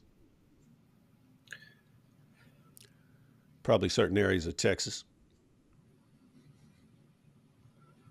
There are just lots of areas where you don't have a lot of Muslims. Keep in mind, there are plenty of Muslims that an ex-Muslim would be totally safe around, but there's always this percentage. There's always some percentage that thinks, "Oh, I have to do something about this." And so, if you're in an area that doesn't have a lot of Muslims, there probably wouldn't be a lot of that. Alhamdulillah. Oh, the video is called "The Origin of the Quran's Name for Jesus" by Religion for Breakfast. I don't like everything that this channel does. It sounds like a stupid channel if it's called Religion for Breakfast. Sounds like they're saying, we eat religion for breakfast. Probably a dumb atheist channel.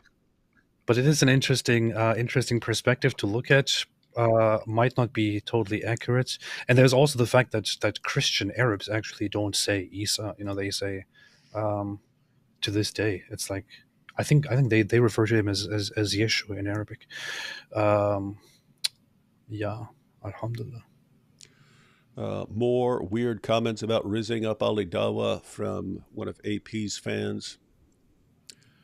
DC Isaac says, have you seen the new trend of people calling out Nick Fuentes on X as a commie psyop paid by the feds to divide the right? Very funny to watch. Is that the new theory? You seen that? I don't know. It makes sense because that's what they always do.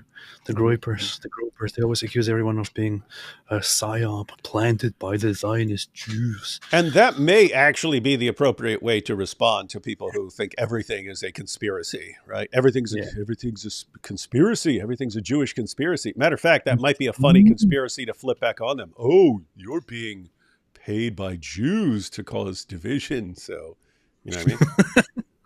Yeah. Nick Fuentes is secretly being paid by Jews to spread anti-Semitism, specifically so that Jews could say, "Oh, we're the victims here. See, Why not? That makes sense. AP, did you read my email? I applied to be your personal live stream Arabic Muslim speech moaner. Alhamdu shawarma al falafel ibn tahini Jr. Alhamdulillah, that's There you beautiful. go. I'm going to check those out. I think I briefly saw a preview of such an email. But we did bring up last time that we should probably have somebody who does that Islamic moaning the whole time when we are live, when we're talking, like.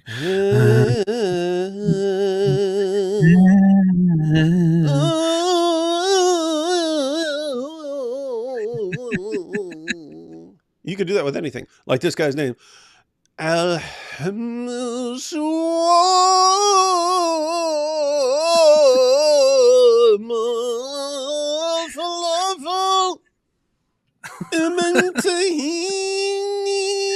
what I mean?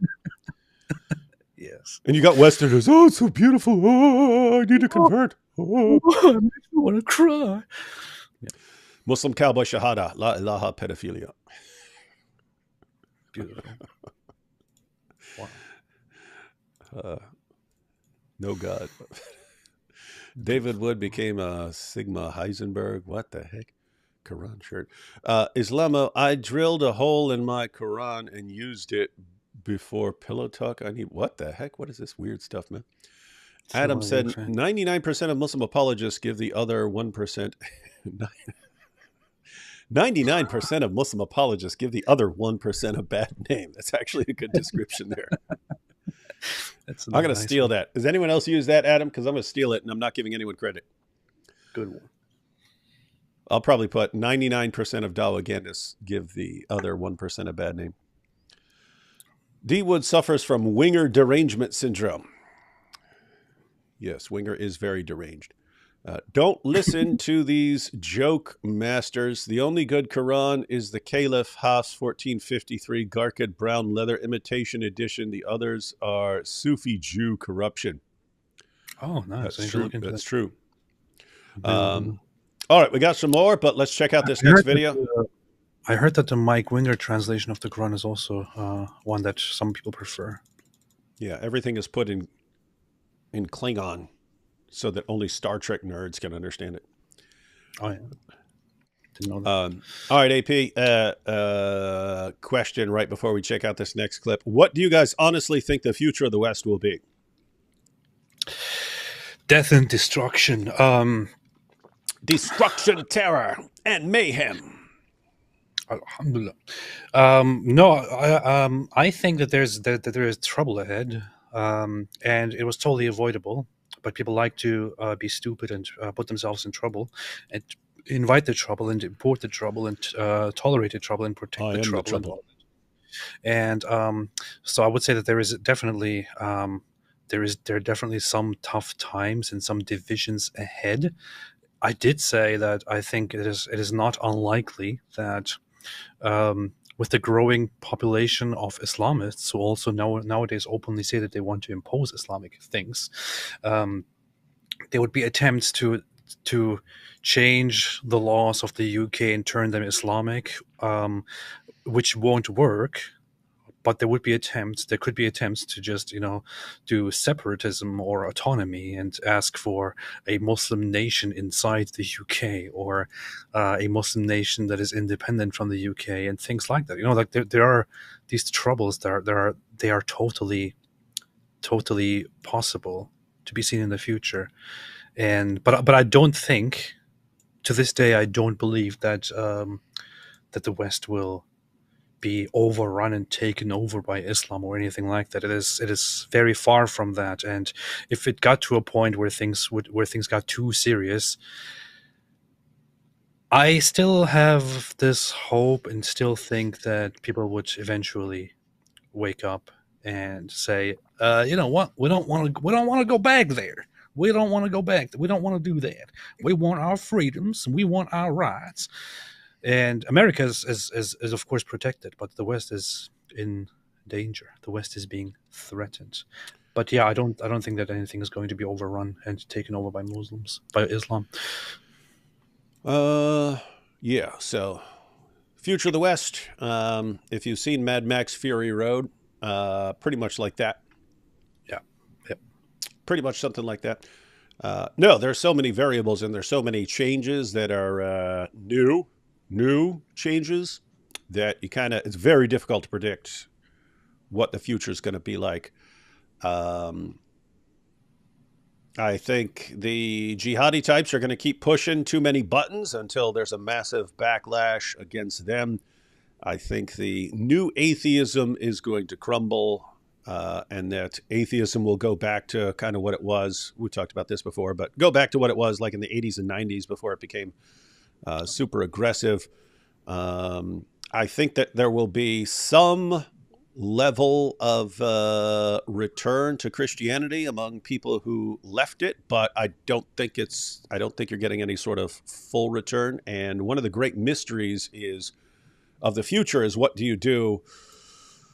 What do you do if you're kind of going in the Richard Dawkins direction, where I recognize that this was helping me somehow, but I don't believe it, and I can't just treat it as if it's true. I don't know how people are going to deal with that issue. And so very unpredictable what's going to happen. But in addition to all that, again, you have changes that are like just the era of social media and so on, when you could polarize people very, very quickly, where people are becoming programmed to just wake up every day and what am I supposed to be attacking about? What am I supposed to be flipping out about? And so on. It's not clear human beings have not had to deal with this stuff before. And even if you fix some of the issues, you still have big, giant issues like that we kind of don't know because it's new. It's kind of new. We're kind of going through it right now. And so, going to be interesting. The overarching issue, ladies and gentlemen, is the basic population of a society either has to have some sort of internal control, right? Like you modify your own behavior for the good of society, or you will have external control. You'll be controlled by government forces and so on. And so I can definitely predict that's going to happen. Like there's a return to sanity and good behavior and virtues and so on, in which case you could return to a functioning society. I'm not sure. I can't say with a straight face I think that's going to happen. I think you'll have some people pushing back in that direction, but I don't know how much social media and everything else throws off the hope of that being the future. And so if people can't figure out a way to maintain an internally stable society by having their own good, through their own self-control and good behavior, then you're going to have external forces impose order on you, and it won't be fun. But I believe the children are the future. Yep. Let them lead the way. Look at Lana here. Hey, David the Stick, when you going to say Shahada? You mess a lot of topics in Islam. Yeah, I do mess a lot of topics in Islam. But I don't know. Why don't you come up with a great defense of why I should believe in a semen-covered, demon-possessed, child-molesting, murdering rapist as the ultimate decider of everything I'm supposed to believe about the world. Make your case for that. And it sounds like you were going into some rap, like the semen-covered, demon-possessed. Yeah. Yeah. And what's funny is, given the history where 20 years ago we say Muhammad had sex with a 9-year-old girl, they call us a liar. Now they celebrate it. And this is great. This is a great thing, right? You wonder if they're going to be like that with other issues, like being demon-possessed and semen-covered and so on. Of course he was demon-possessed. It's so base. Yeah, it's so base to be. Like, what are they going to be defending 5-10 years from now? And of course he worked out. We all walk around with the semen all over our clothes. It's a status symbol, yeah? And we all got a little child bride walking up behind us and scratching it off on the way to the mosque. Yeah. We's not ashamed. We's not ashamed of our prophet. We're proud of that, yeah. Oh, yeah, normal is over. Is good, yeah. Uh-huh. Semen Nor- possessed. Normal is overrated said, months ago, you both asked me to remind you about the 22nd of August, i.e. International Apostasy Day, which is about 2 months from today. Cheers. So that is good. And that's why we tell people to remind us, because we will forget, especially Stop AP. accusing me. I didn't tell anyone to remind me of anything. Yeah. Yeah. Are you making that up? Anyway, Yeah. let's check out this next clip. This is Francis. Francis, another ex-Muslim. Let's check this out. Pope Francis? I am here at a conference in the UK. It's a polemics conference dealing with Islam, and there are a number of ex-Muslims here. Francis here is one of those ex-Muslims, so wow. Just a little over about 15, 20 years ago, I kept hearing that no one ever leaves Islam, but you did, so what's going on there? Back in 2017, it was a blessing that my sister started having a row on Twitter and was introduced to you, basically, in your channel. So she left Islam after watching your videos. My mum left Islam because my sister showed her your videos. And then my mum brought me to hers, invited me over, and then showed me your videos. And that's how we three left Islam. But I have an autistic brother, so that doesn't count because the consciousness and everything. So yes, I left Islam in the morality reasons when it comes to the understanding of Surah 65 verse 4. The age cannot be an issue in Islam. Like Aisha being the biggest example. Morality of that man, Muhammad, was a huge issue for me. And because being a sexual abuse survivor myself, I cannot resonate or reason with anyone about how can pedophilia be okay, no matter who is it from, whether he's the most purest man of God or whatsoever. One cannot defend pedophilia whatsoever. Hence why I am sitting next to you, leaving Islam, because the way you converse, the way you articulate the whole thing and showing, it was a beautiful thing to see. It was heart-wrenching at that time, but I am so glad that I'm out of it. And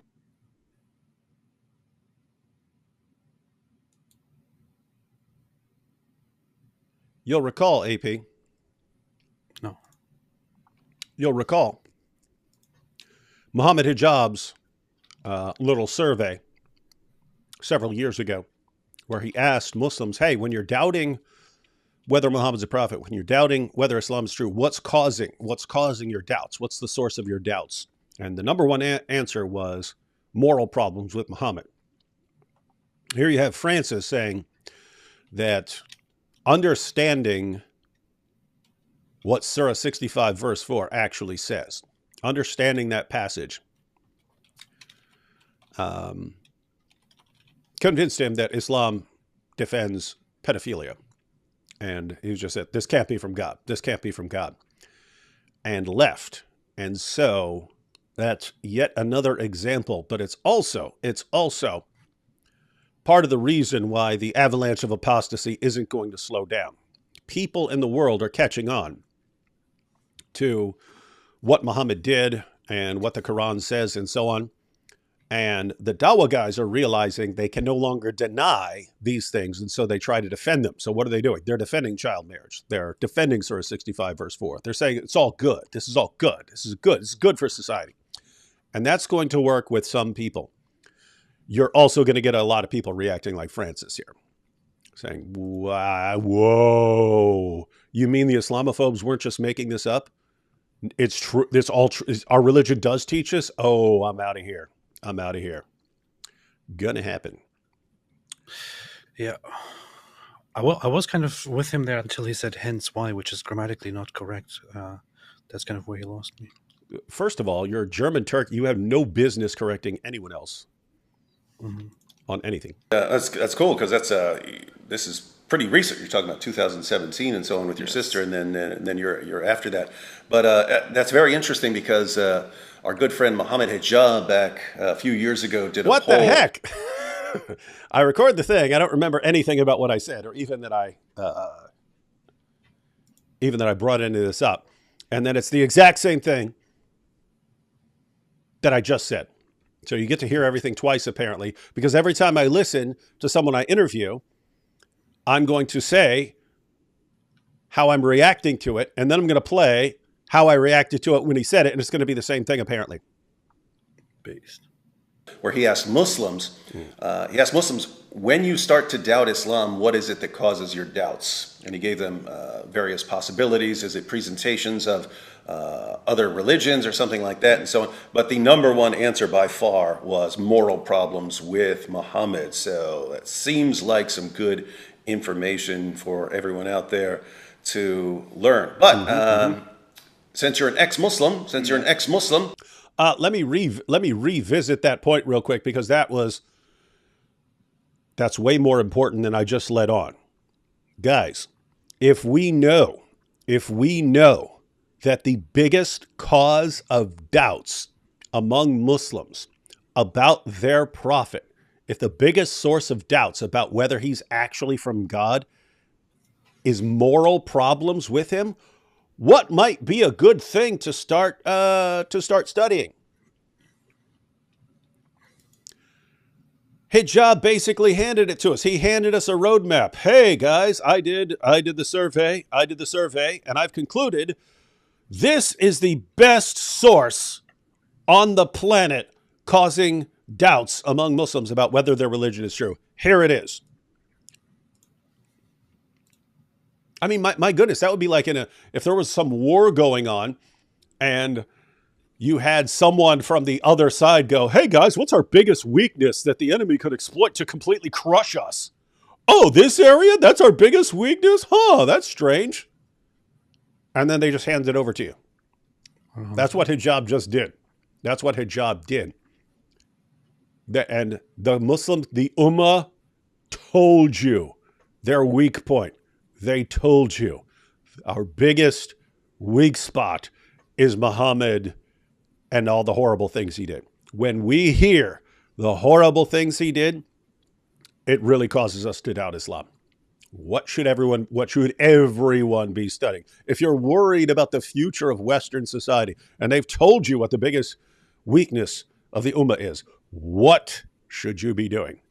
I'm just saying this because it seems obvious, and yet lots of people don't figure this out. I guess we should be happy that you're in an awesome place like the UK, where you would never face any sort of problems or persecution or anything else. This was right after I interviewed Nisar. So I said, hey, isn't it great that you're in the UK where everything's safe? For leaving Islam. I thought so too.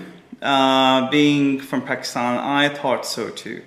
That I would be safe here because I've left Islam. I'm not back in Lahore, where I could be persecuted, I could be killed just for leaving Islam, or my family could be killed, persecuted. This is what I thought.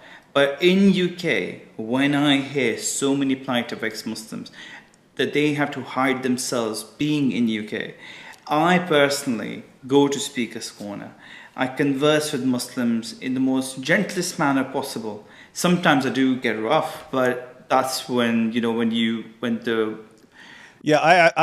that's what was funny. I discourse in the gentlest manner. I was like, I've seen clips of you like going off on the child marriage thing, like flipping out on them over the child marriage thing. So he does take this very, very seriously. But yeah, he has been known to dial things up. You tend to become a bit angry no matter what, because I'm a human being too. But the thing is, even over here, because of one video got circulated and it went viral, I have had death threats, loss of work, loss of job, people disassociating with me, so many slanderous things that's happening to me, like people calling me out, even some Christians distancing from me. And that's what I did not imagine, that this would be happening in UK, where I would be threatened and police would look at this and they will tell me that I should be the one being more mature about these things and not conversant, putting myself in danger. And this... Did you hear this? This is the response he gets from when some of the guys want to get upset or something. And then what do police tell him? Why are you having these conversations that you know are going to upset these guys? You're the problem. Not the guys flipping out because you're telling them about their prophet. You're the bad one for saying things that are upsetting them. You're the problem. Isn't it amazing? I mean, this guy's actually under a death sentence. If the Dawa guys get their way, this guy is dead. And police, well, why don't you just shut up about all this Muhammad stuff? Why don't you stop bringing this stuff up? I don't know, because I don't want to die. Huh? Is that a good reason? No. Wild stuff. So blaming the victim. Blaming the victim, basically. I did not expect the police to turn around and say to me that you need to shut up for the sake of your own protection. I cannot speak like this because it offends Muslims.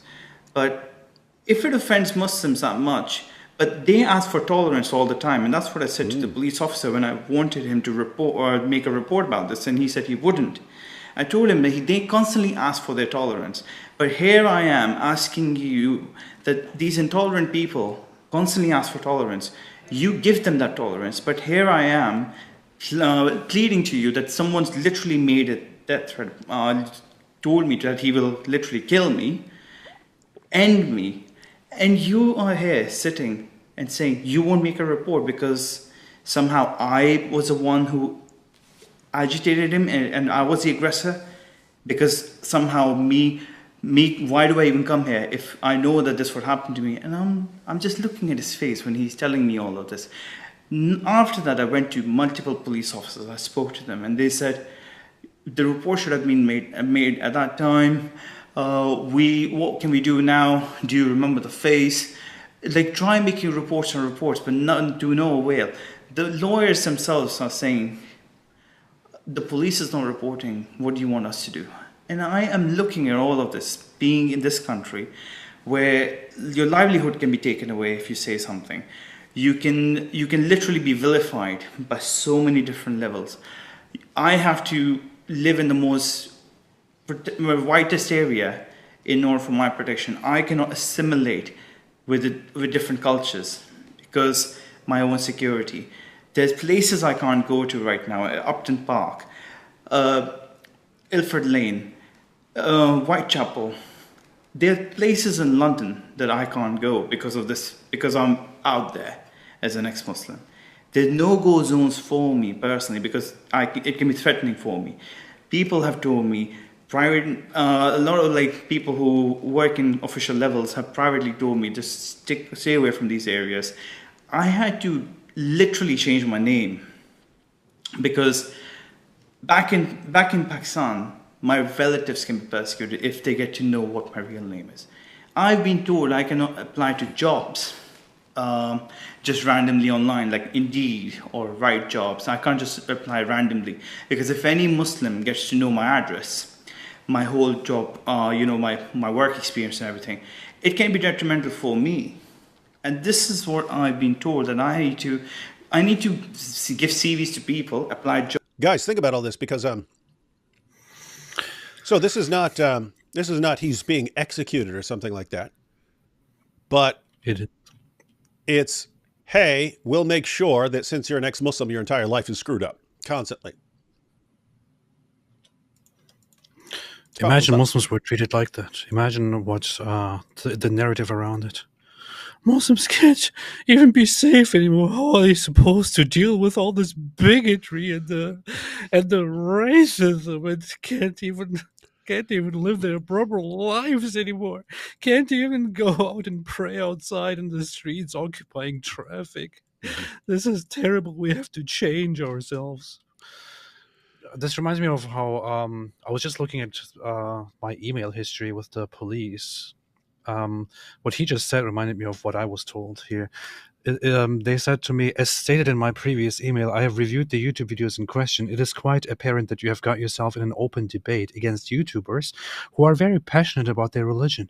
It can be seen that you engage voluntarily in the public domain through social media with an element of freedom of speech. And some issues brought up by you have been said to cause an adverse reaction, which has happened. What I advise is that you simply block him and have no further interactions with people like that.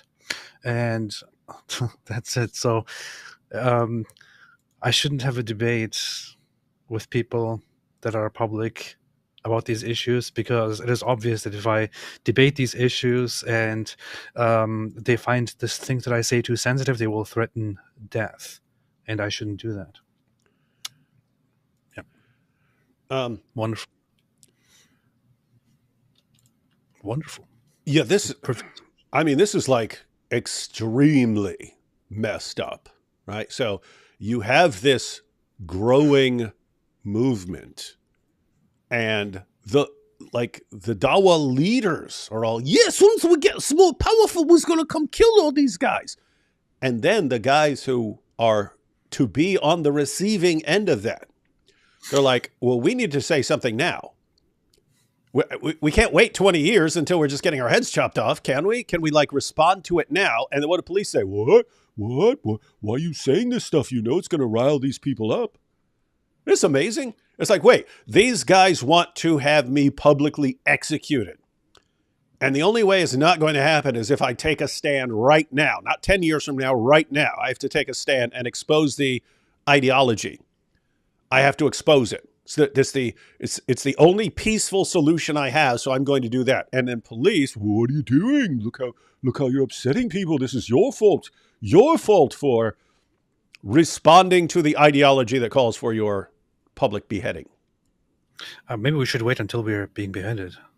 Yeah. What's the plan? Yeah. Is that what you're supposed to do? Yeah.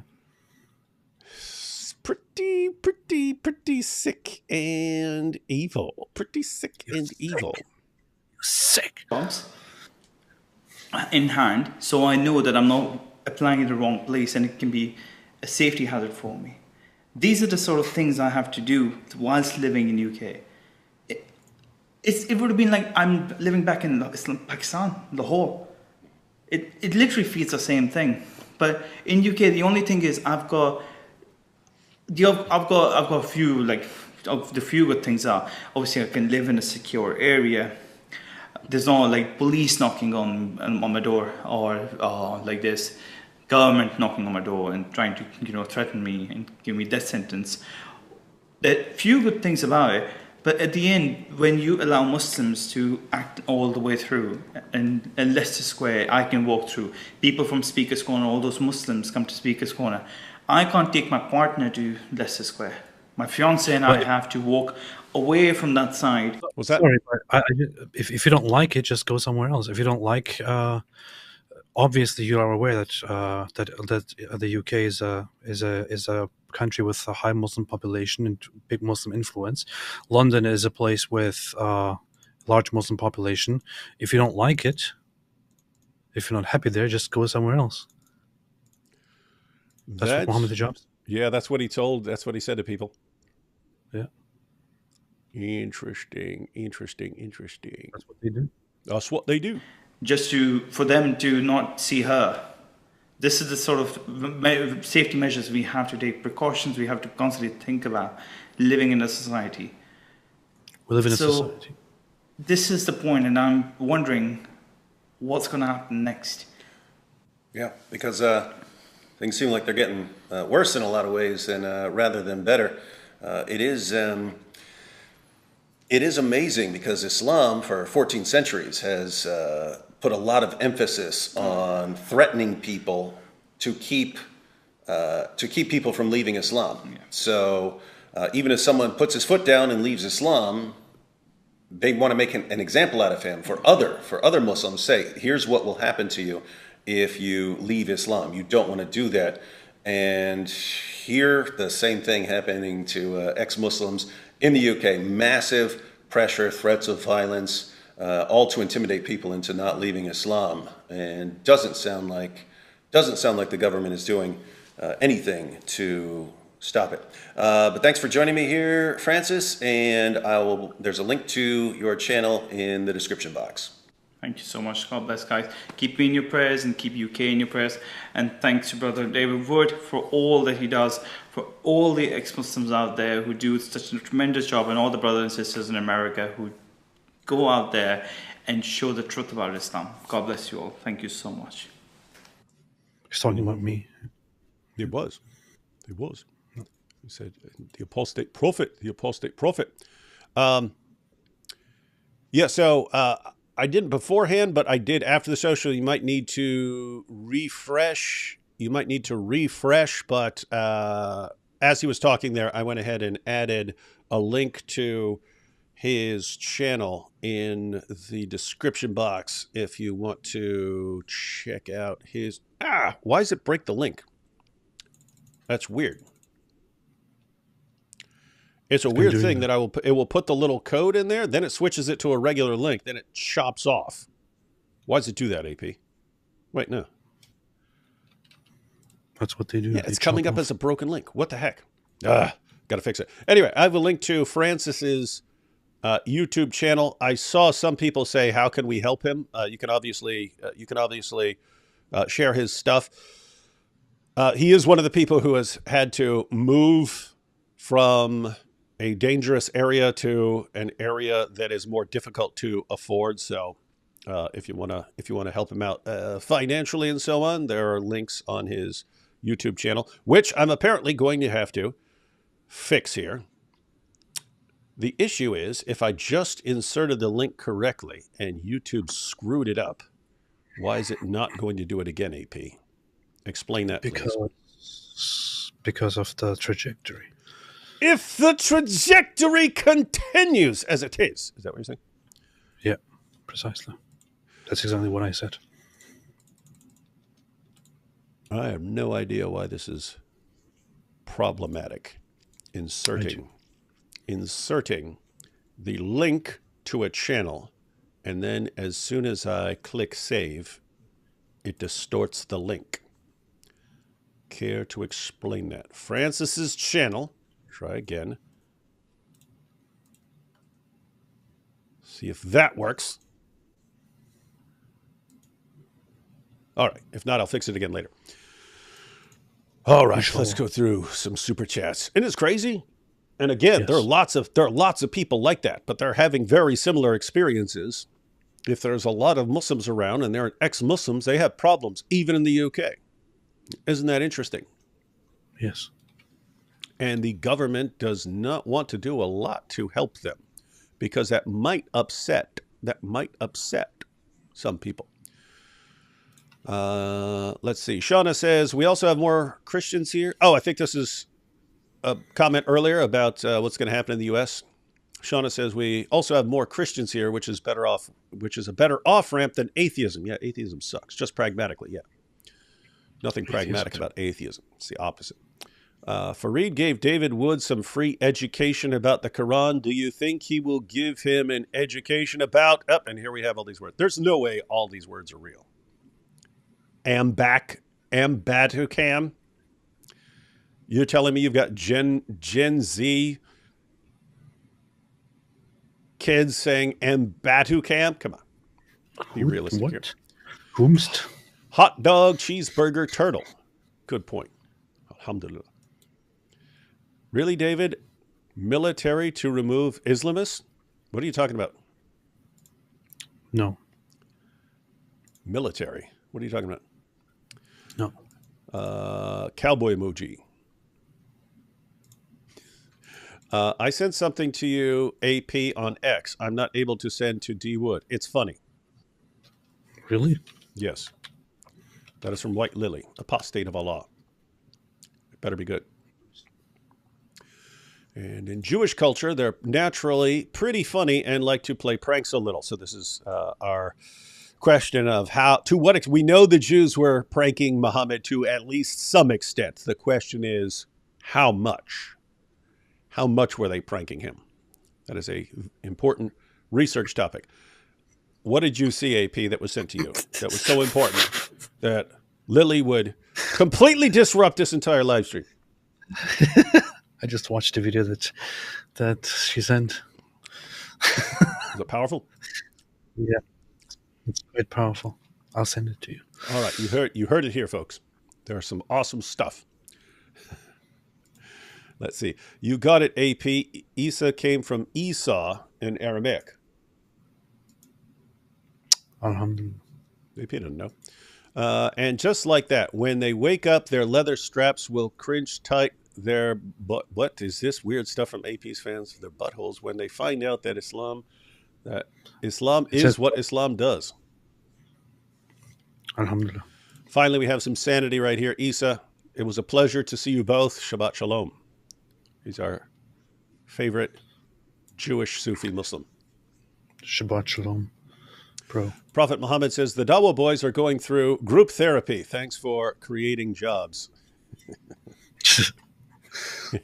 It's not going to last. Allahu Akbar. Nice voice, D. Wood. Now you're an imam. Oh, yeah, that was my powerful recitation gibberish from earlier. I just wanted to tell you guys, there are now T-shirts and coffee cups that actually say Sitzpinkler. Is it about Muhammad? Muhammad war ein Sitzpinkler. Sitzpinkler. That's funny. That's good. I like this. Don't be a Sitzpinkler. No, if you had a shirt in English that just said, don't be a Sitzpinkler, that would be a funny conversation starter, wouldn't it? Yeah. Let's do it. Let's do it. D. Wood, with your books and your Rock'em Sock'em ring, you are just as bad as Mike. You are just as bad, Mike Winger. Bah ha ha ha ha. Sorry, can't keep a straight face. Lying. I'm no Dawa guy. Okay, yeah, couldn't keep up that lie. Yeah. Ellie, Eli here says, love you both. Hey, Eli, how you doing? Always nice to see.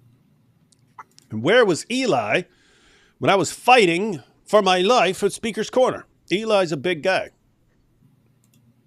Nice. What if Goat Hub is Mike Winger? Ooh. Wait, that makes sense. Huh. Hey, what if I became like the Groypers? Except for me, everything was a Mike Winger conspiracy. Like everything that sucks in life, I'm like, you see, it's Mike Winger. This might be a Mike Winger psyop. I'm going to start saying that. Is this a Mike Winger psyop? Make a LLM of all hadiths and have AI go to town. What's an LLM, AP? You know that AI stuff. Lonely loser mattress. I don't know what is an LLM. It's probably some sort of thing that you. Probably some it's sort a of language file. model. Yeah, a language model. It's a language model which serves to build AI that gives responses. It's like a collection of large collection of words and files and instructions for the AI. It's pretty based. Yep. That would be good if I could absorb all that information. You also wonder if it's going to pick up on like what's it going to do with like contradictions and stuff, because the hadiths are filled with contradictions. Yes. Did you guys see Canned Ace is now encouraging her followers to go down the Jews did 9/11 conspiracy rabbit hole? Fuentes must be prouder than Ali Dawa. Is that true? I mean, it's totally believable. I did see that she apparently talked about. I didn't have a complete look at it, but she did say that that the official narrative of 9/11 seems like it doesn't make sense, and then she actually went into same with the dinosaurs, right? The main conspiracy theory of dancing Israelis. There were dancing Israelis that were arrested on that day and who turned out to be Israeli agents. And the thing is, when people present this whole stupid conspiracy theory, it may sound a little bit credible on the surface because some of the facts can be backed up, which is that there were actually a group of Israeli individuals who were arrested on the day of 9/11 because a woman who was at her home and looking outside saw a van with certain people outside who were standing on the van and taking photos and talking to each other, and apparently she said that they seemed happy, so she reported it because it seemed weird, as you could see the towers in the back going down, falling apart. They were indeed arrested. The authorities tried to figure out who these people are. It turned out that the van that they were using was a van for a construction company, and that these guys were there working in America in extending having overstayed their visa stay. So They were no longer allowed to stay, but they were still there, which is very, very funny, because one thing that you should probably consider is, if these people were spies, if these people were spies for Mossad or for Israel, these people wouldn't have expired visas. They wouldn't have expired visas and overstay their permit, overstay their visit, and be in some crappy, shady van doing work and having nothing else on them. They would have proper documents arranged by Israel, arranged in a good fashion with the US government. There would be no way to quickly see that these people are not supposed to be here because they have expired visas. If you have an expired visa, you're probably not a spy. Okay, you're probably just some random guy. Anyway, so these guys were arrested, and when they were arrested, the thing is, apparently, on the first day, it was already concluded, okay, these guys know nothing about the whole 9/11 issue. They were just there to take photos. That's what it seems. However, could there be a possibility that these guys are on some other mission to surveil Palestinian activities or something like that? So that was the actual concern with them. And they kept them for a while and eventually concluded, okay, everything is baseless. There's nothing, there's no evidence to implicate any of these guys. So they deported them. These guys went back to Israel and actually went on national TV to talk about how crazy this experience was. So obviously they went on TV, you have their names, everything is out there, but some idiots today twist that narrative so much to argue that these guys were proven to be Israeli agents sent to carry out and oversee the 9/11 attacks. Are you serious, man? I mean, this is just so stupid.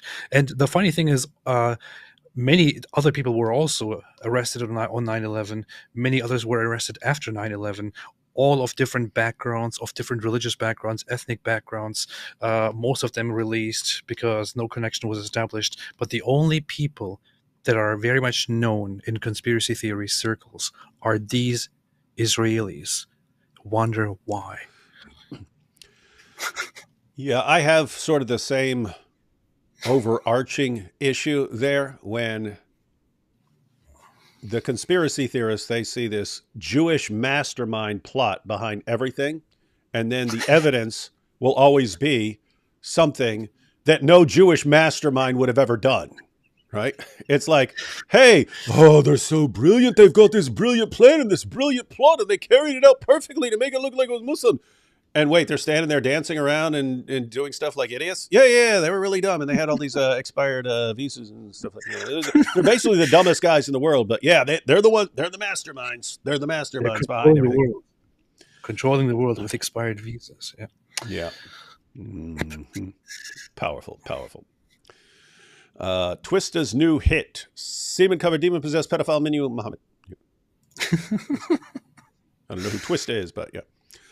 I know I shouldn't cast pearls before swine, but sometimes I just can't help myself. That's true. It's fun. That's true.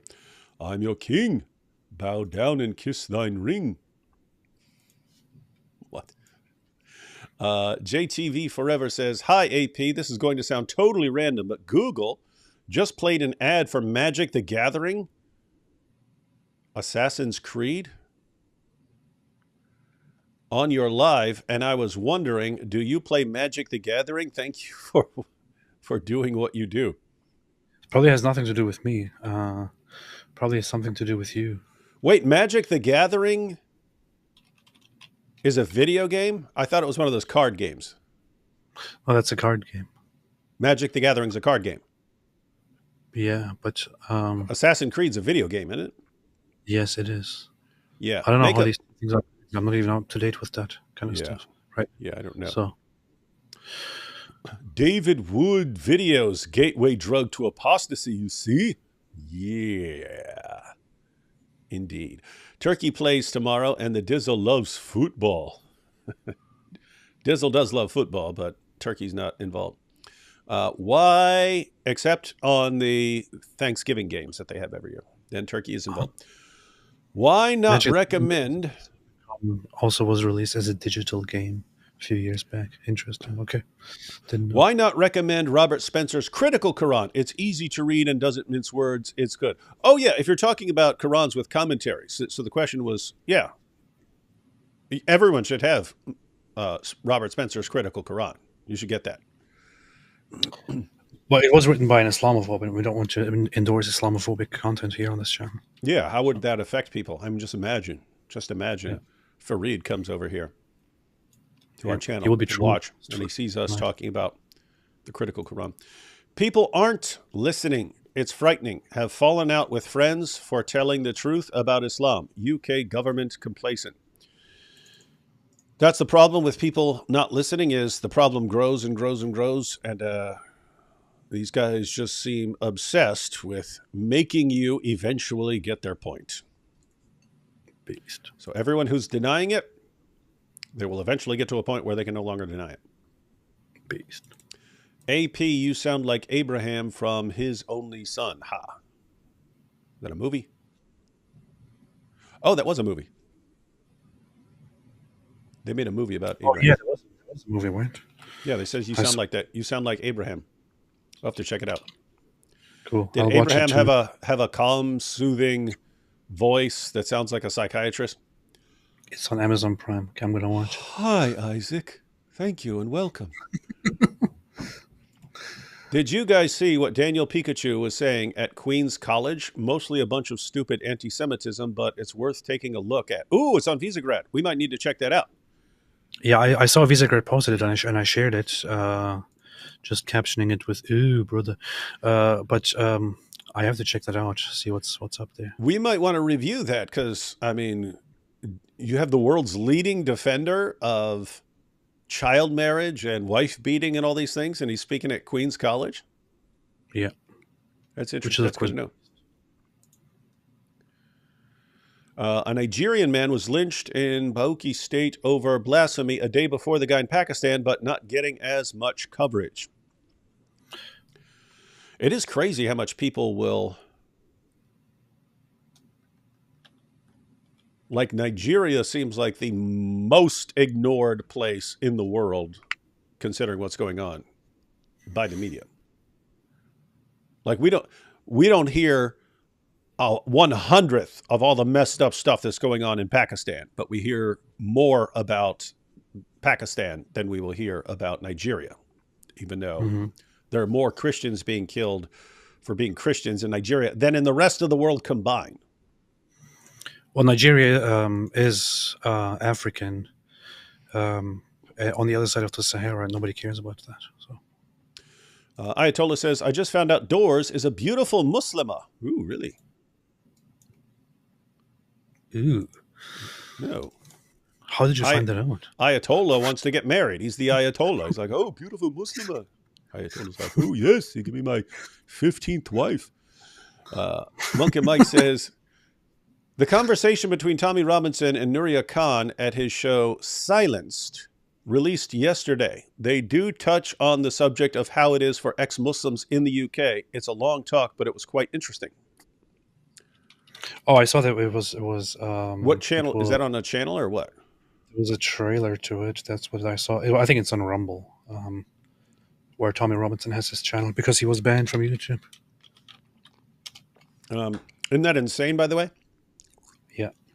Like Ali Dawah actually talks about publicly executing millions of people. That's fine. That's totally fine. Tommy Robinson says, hey guys, we need to watch out for what these guys are plotting here. He gets banned. We should check that out. Maybe watch them during a live stream, man.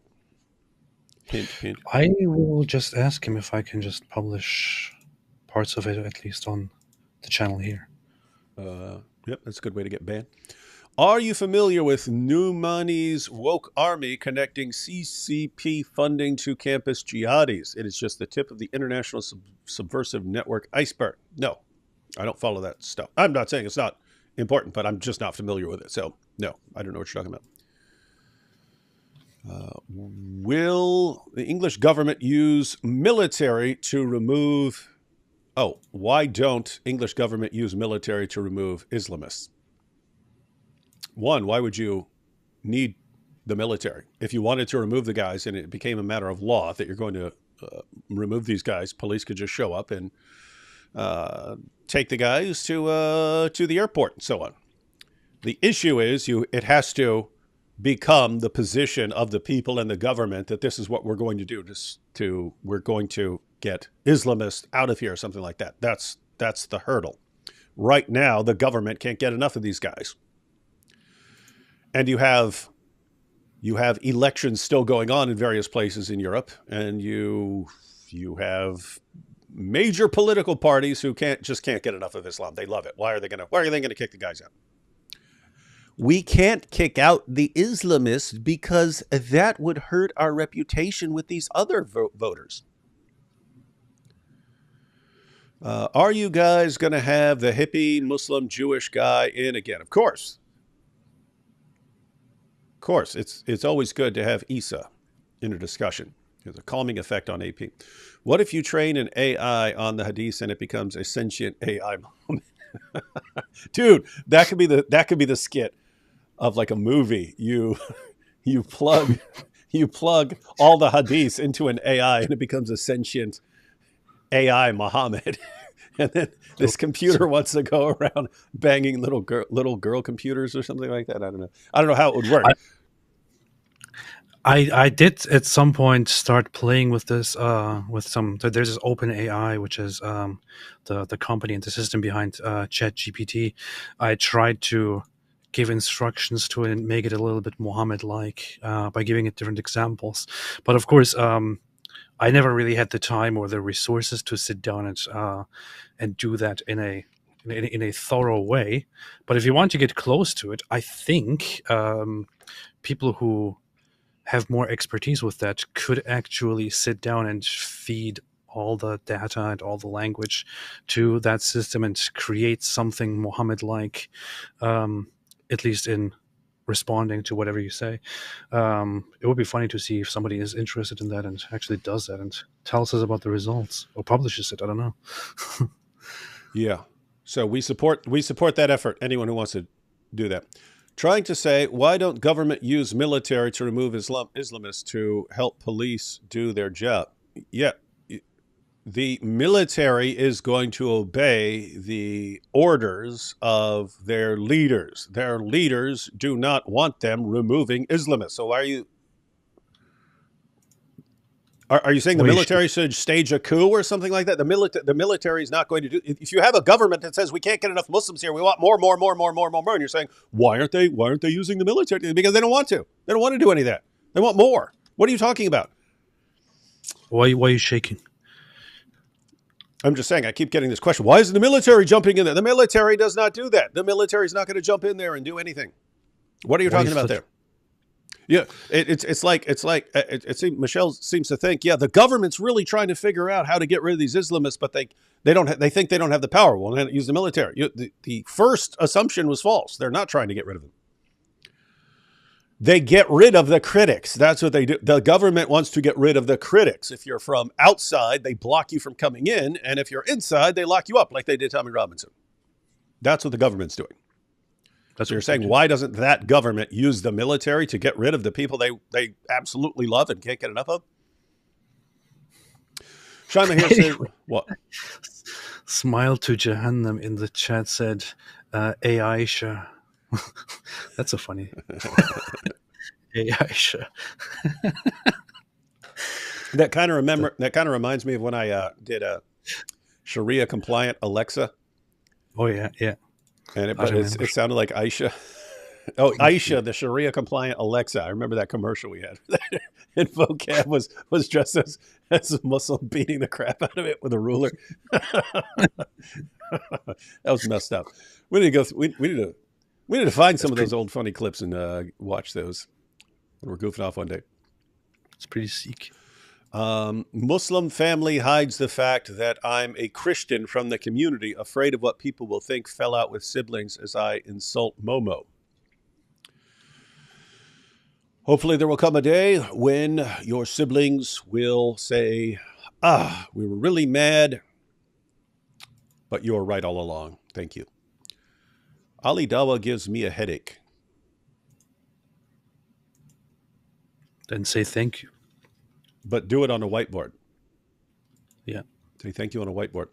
Falafel Sandwich says, did you hear about the letter that Muhammad Hijab sent to Tommy Robinson?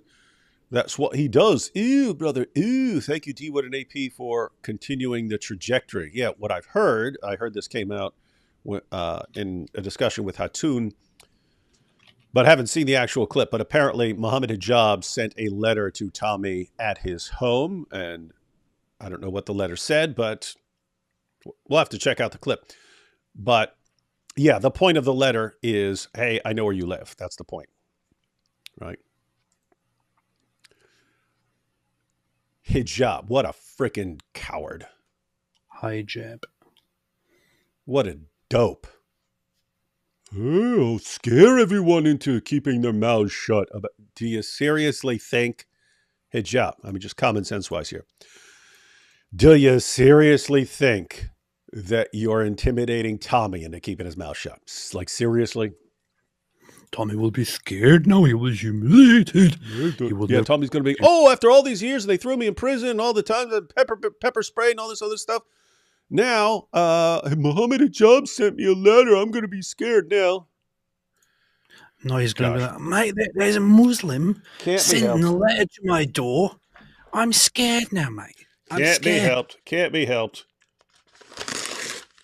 Hijab, that's what you get for sending a letter to Tommy Robinson. Small gesture, but I just remind you that, what was it, 4 years ago, they would all lose their minds over this, and there would be this big thing on the internet, oh no, he ate the Quran. And now we can do it, and there won't be a peep out of anyone. Why? Because you helped us normalize it. You know what's funny? What? Tommy Robinson sent me a voice message like a few weeks ago or so, and he sent me a voice message, and I had to listen to it like several times to understand what he was saying. So, what's your point? That's the point. The accent is too strong. So maybe there is actually a just cause in having more Islam imported into the UK and changing the way people talk and making it more bearable. And I mean, they could always just watch more American movies and learn to speak properly. So Islam is not the solution for that, AP. Yeah, but it's one solution. You know? Anyway, guys, I mean, seriously, on the note of serious progress, I just chewed up the Quran and spit it out. No one is going to care even slightly. 4 years ago, it caused a huge uproar. That's called progress, ladies and gentlemen. That's called progress. That's why progressives should be supporting us. See? Progressives should be supporting us because we make actual progress. Look at what Hijab did right there. See, he sends a letter thinking, oh, I'm really impressed them. I'm really impressed. And what do? We further normalize Quran desecration. Now I'll send you guys a message and threaten you. That'll help. Yeah. Freaking tactical geniuses we're dealing with. Something's happening to me, so now I have the Quran in my... What? Ew, brother, ew. Has Candace's pregnant grandfather been consulted about Jews doing 9/11?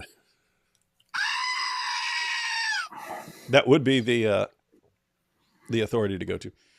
Freeze. I'm making goats. I feel like goats only. Freeze, heathen. You can't defeat God. You'll only defeat yourself in the process. To the Bible mobile. These good points, Bible man. Peace. Fun fact, German police smuggle Middle Eastern migrants into Poland, drop them off in police cars. That true? Don't think so. If it's true, it would be very based. The GOAT Masab did another inspired interview. Did we miss it? Maybe. Who interviewed him? I don't know. Do you know any good, effective organizations that are helping out Nigerian brothers and sisters? Yeah, you do have some of the Christian ministries that help with various persecuted groups in the world. So, I mean, you could just look up Voice of the Martyrs or International Christian Concern and so on, and find out what's going on there. Sad, did not mean to upset you, but police seems afraid, thought they needed help.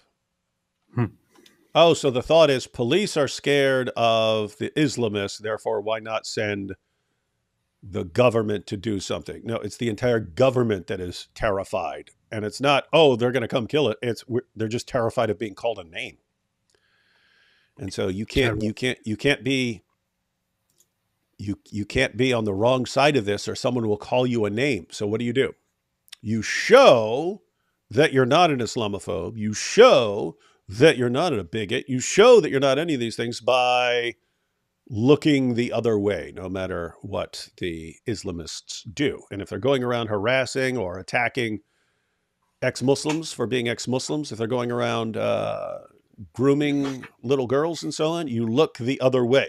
There's no question of bringing in the government. They would have to acknowledge that there's a problem. I mean, bringing in the military, they would have to acknowledge a problem. And they can't do that because that would be Islamophobic.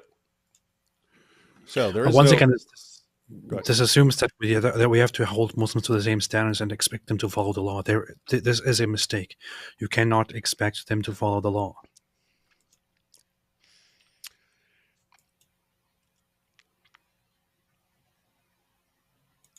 I've been saying it for many, many years. You can go back to videos from 15 years ago. The only solution to any of this is an informed population of free people. Not journalists, not governments. You got to have a correct population. So that means everyone here. Everyone here. You fix these problems by going person to person and sharing information until people are more informed. That's one of the main obstacles. Keep in mind, we still have even here in the West, where people are actually starting to find out about things, you still have vast majorities of the population who are completely ignorant about Islam. But the people... I just had a revelation. Islam is all because of a woman. Sarah, Abraham's wife, insisted that Abraham should get a child. With Hagar, Ishmael being born is Sarah's fault. So much for her logical mind. You could blame a woman in many, many different ways. Like Muhammad, when he first started getting his revelations, tried repeatedly to off himself because he concluded that he was demon-possessed. It was his wife and her cousin who convinced him, no, you're a prophet of God. So see? Big mistake. It's the real founder of Islam there. D. Wood talks about Christians being persecuted. Christian. AP pretends to make goat noises. Agnostic. Draw your own conclusions. Pretends? What are you talking about? That is the main difference between Christians and agnostics. Dang, I wish I had a Quran right now. I have a sudden hunger for blasphemy. Yes. Alhamdulillah. I got a hunger. The only way to satisfy it is more Quran. Beast. All right, AP. We've been going for a while. Any final thoughts on gosh, man. You know what's crazy? Yes. Some of these clips from ex-Muslims and so on, and the stuff that's going on in the UK, I'm like, look, if the police aren't going to protect you there, hey, if you can get out of there, get the heck out of there.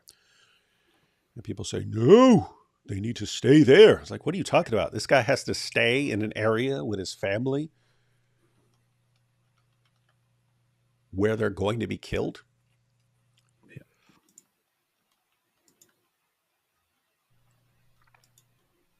So, yeah, ladies and gentlemen, if you're an ex-Muslim in the UK, try to get to an area where these guys aren't going to horribly persecute you with the blessing of the UK government. Yeah, which is why everybody should again and again understand what Islam is about, what Islam teaches, how Islam influences Muslims, how it redirects people toward hating and fighting while playing the victim. This is the reality. It is the reality. If you don't see it, listen what the most popular Muslim apologists have to say for themselves. They believe in executing apostates, installing an Islamic government as soon as they can, punishing the enemies of Islam, slavery, pedophilia, sex slavery, subjugating women, using them as if they were possessions, like Muhammad, the child molester, did. It is a major, giant cult, and ignoring the danger that it poses and the messed up things that it actually teaches means supporting it, means being an obstacle to those who are trying to expose it. Either don't say anything about it or don't protect it. Don't say anything about it or don't side with it. If you want to say anything about it, and if you do believe in human rights and freedom, if you do believe in compassion and in the value of human beings, you should at least not protect Islam. But it would be best if you join in pointing out that Islam is terrible, and everybody should oppose it, not just non-Muslims. Muslims themselves should oppose it, which is why we need to turn more and more people into ex-Muslims, turn more and more people away, turn more and more people into ex-Muslims for their own good and for everyone else's good, so that we can eventually, humans can get rid of this stupid ideology that oppresses people, but that oppresses Muslims themselves foremost and above all. Inshallah. Alhamdulillah. Powerful, powerful stuff. Meanwhile, I see people responding to Tenebris Sint, who's saying the most insanely idiotic stuff ever, like, Jesus was so famous, no one wrote about him. No one wrote about Jesus? No one wrote about Jesus. No one ever wrote about Jesus. Yeah, nothing's ever been written about Jesus. Oh, boy. The internet, man. The internet. The internet. Yeah, not even Josephus wrote about Jesus. We do have good news here. Ayatollah Khomeini says, just called Dora's father and negotiated a 4-camel dowry. Call me Muhammad because I'm going to split the moon. Wow.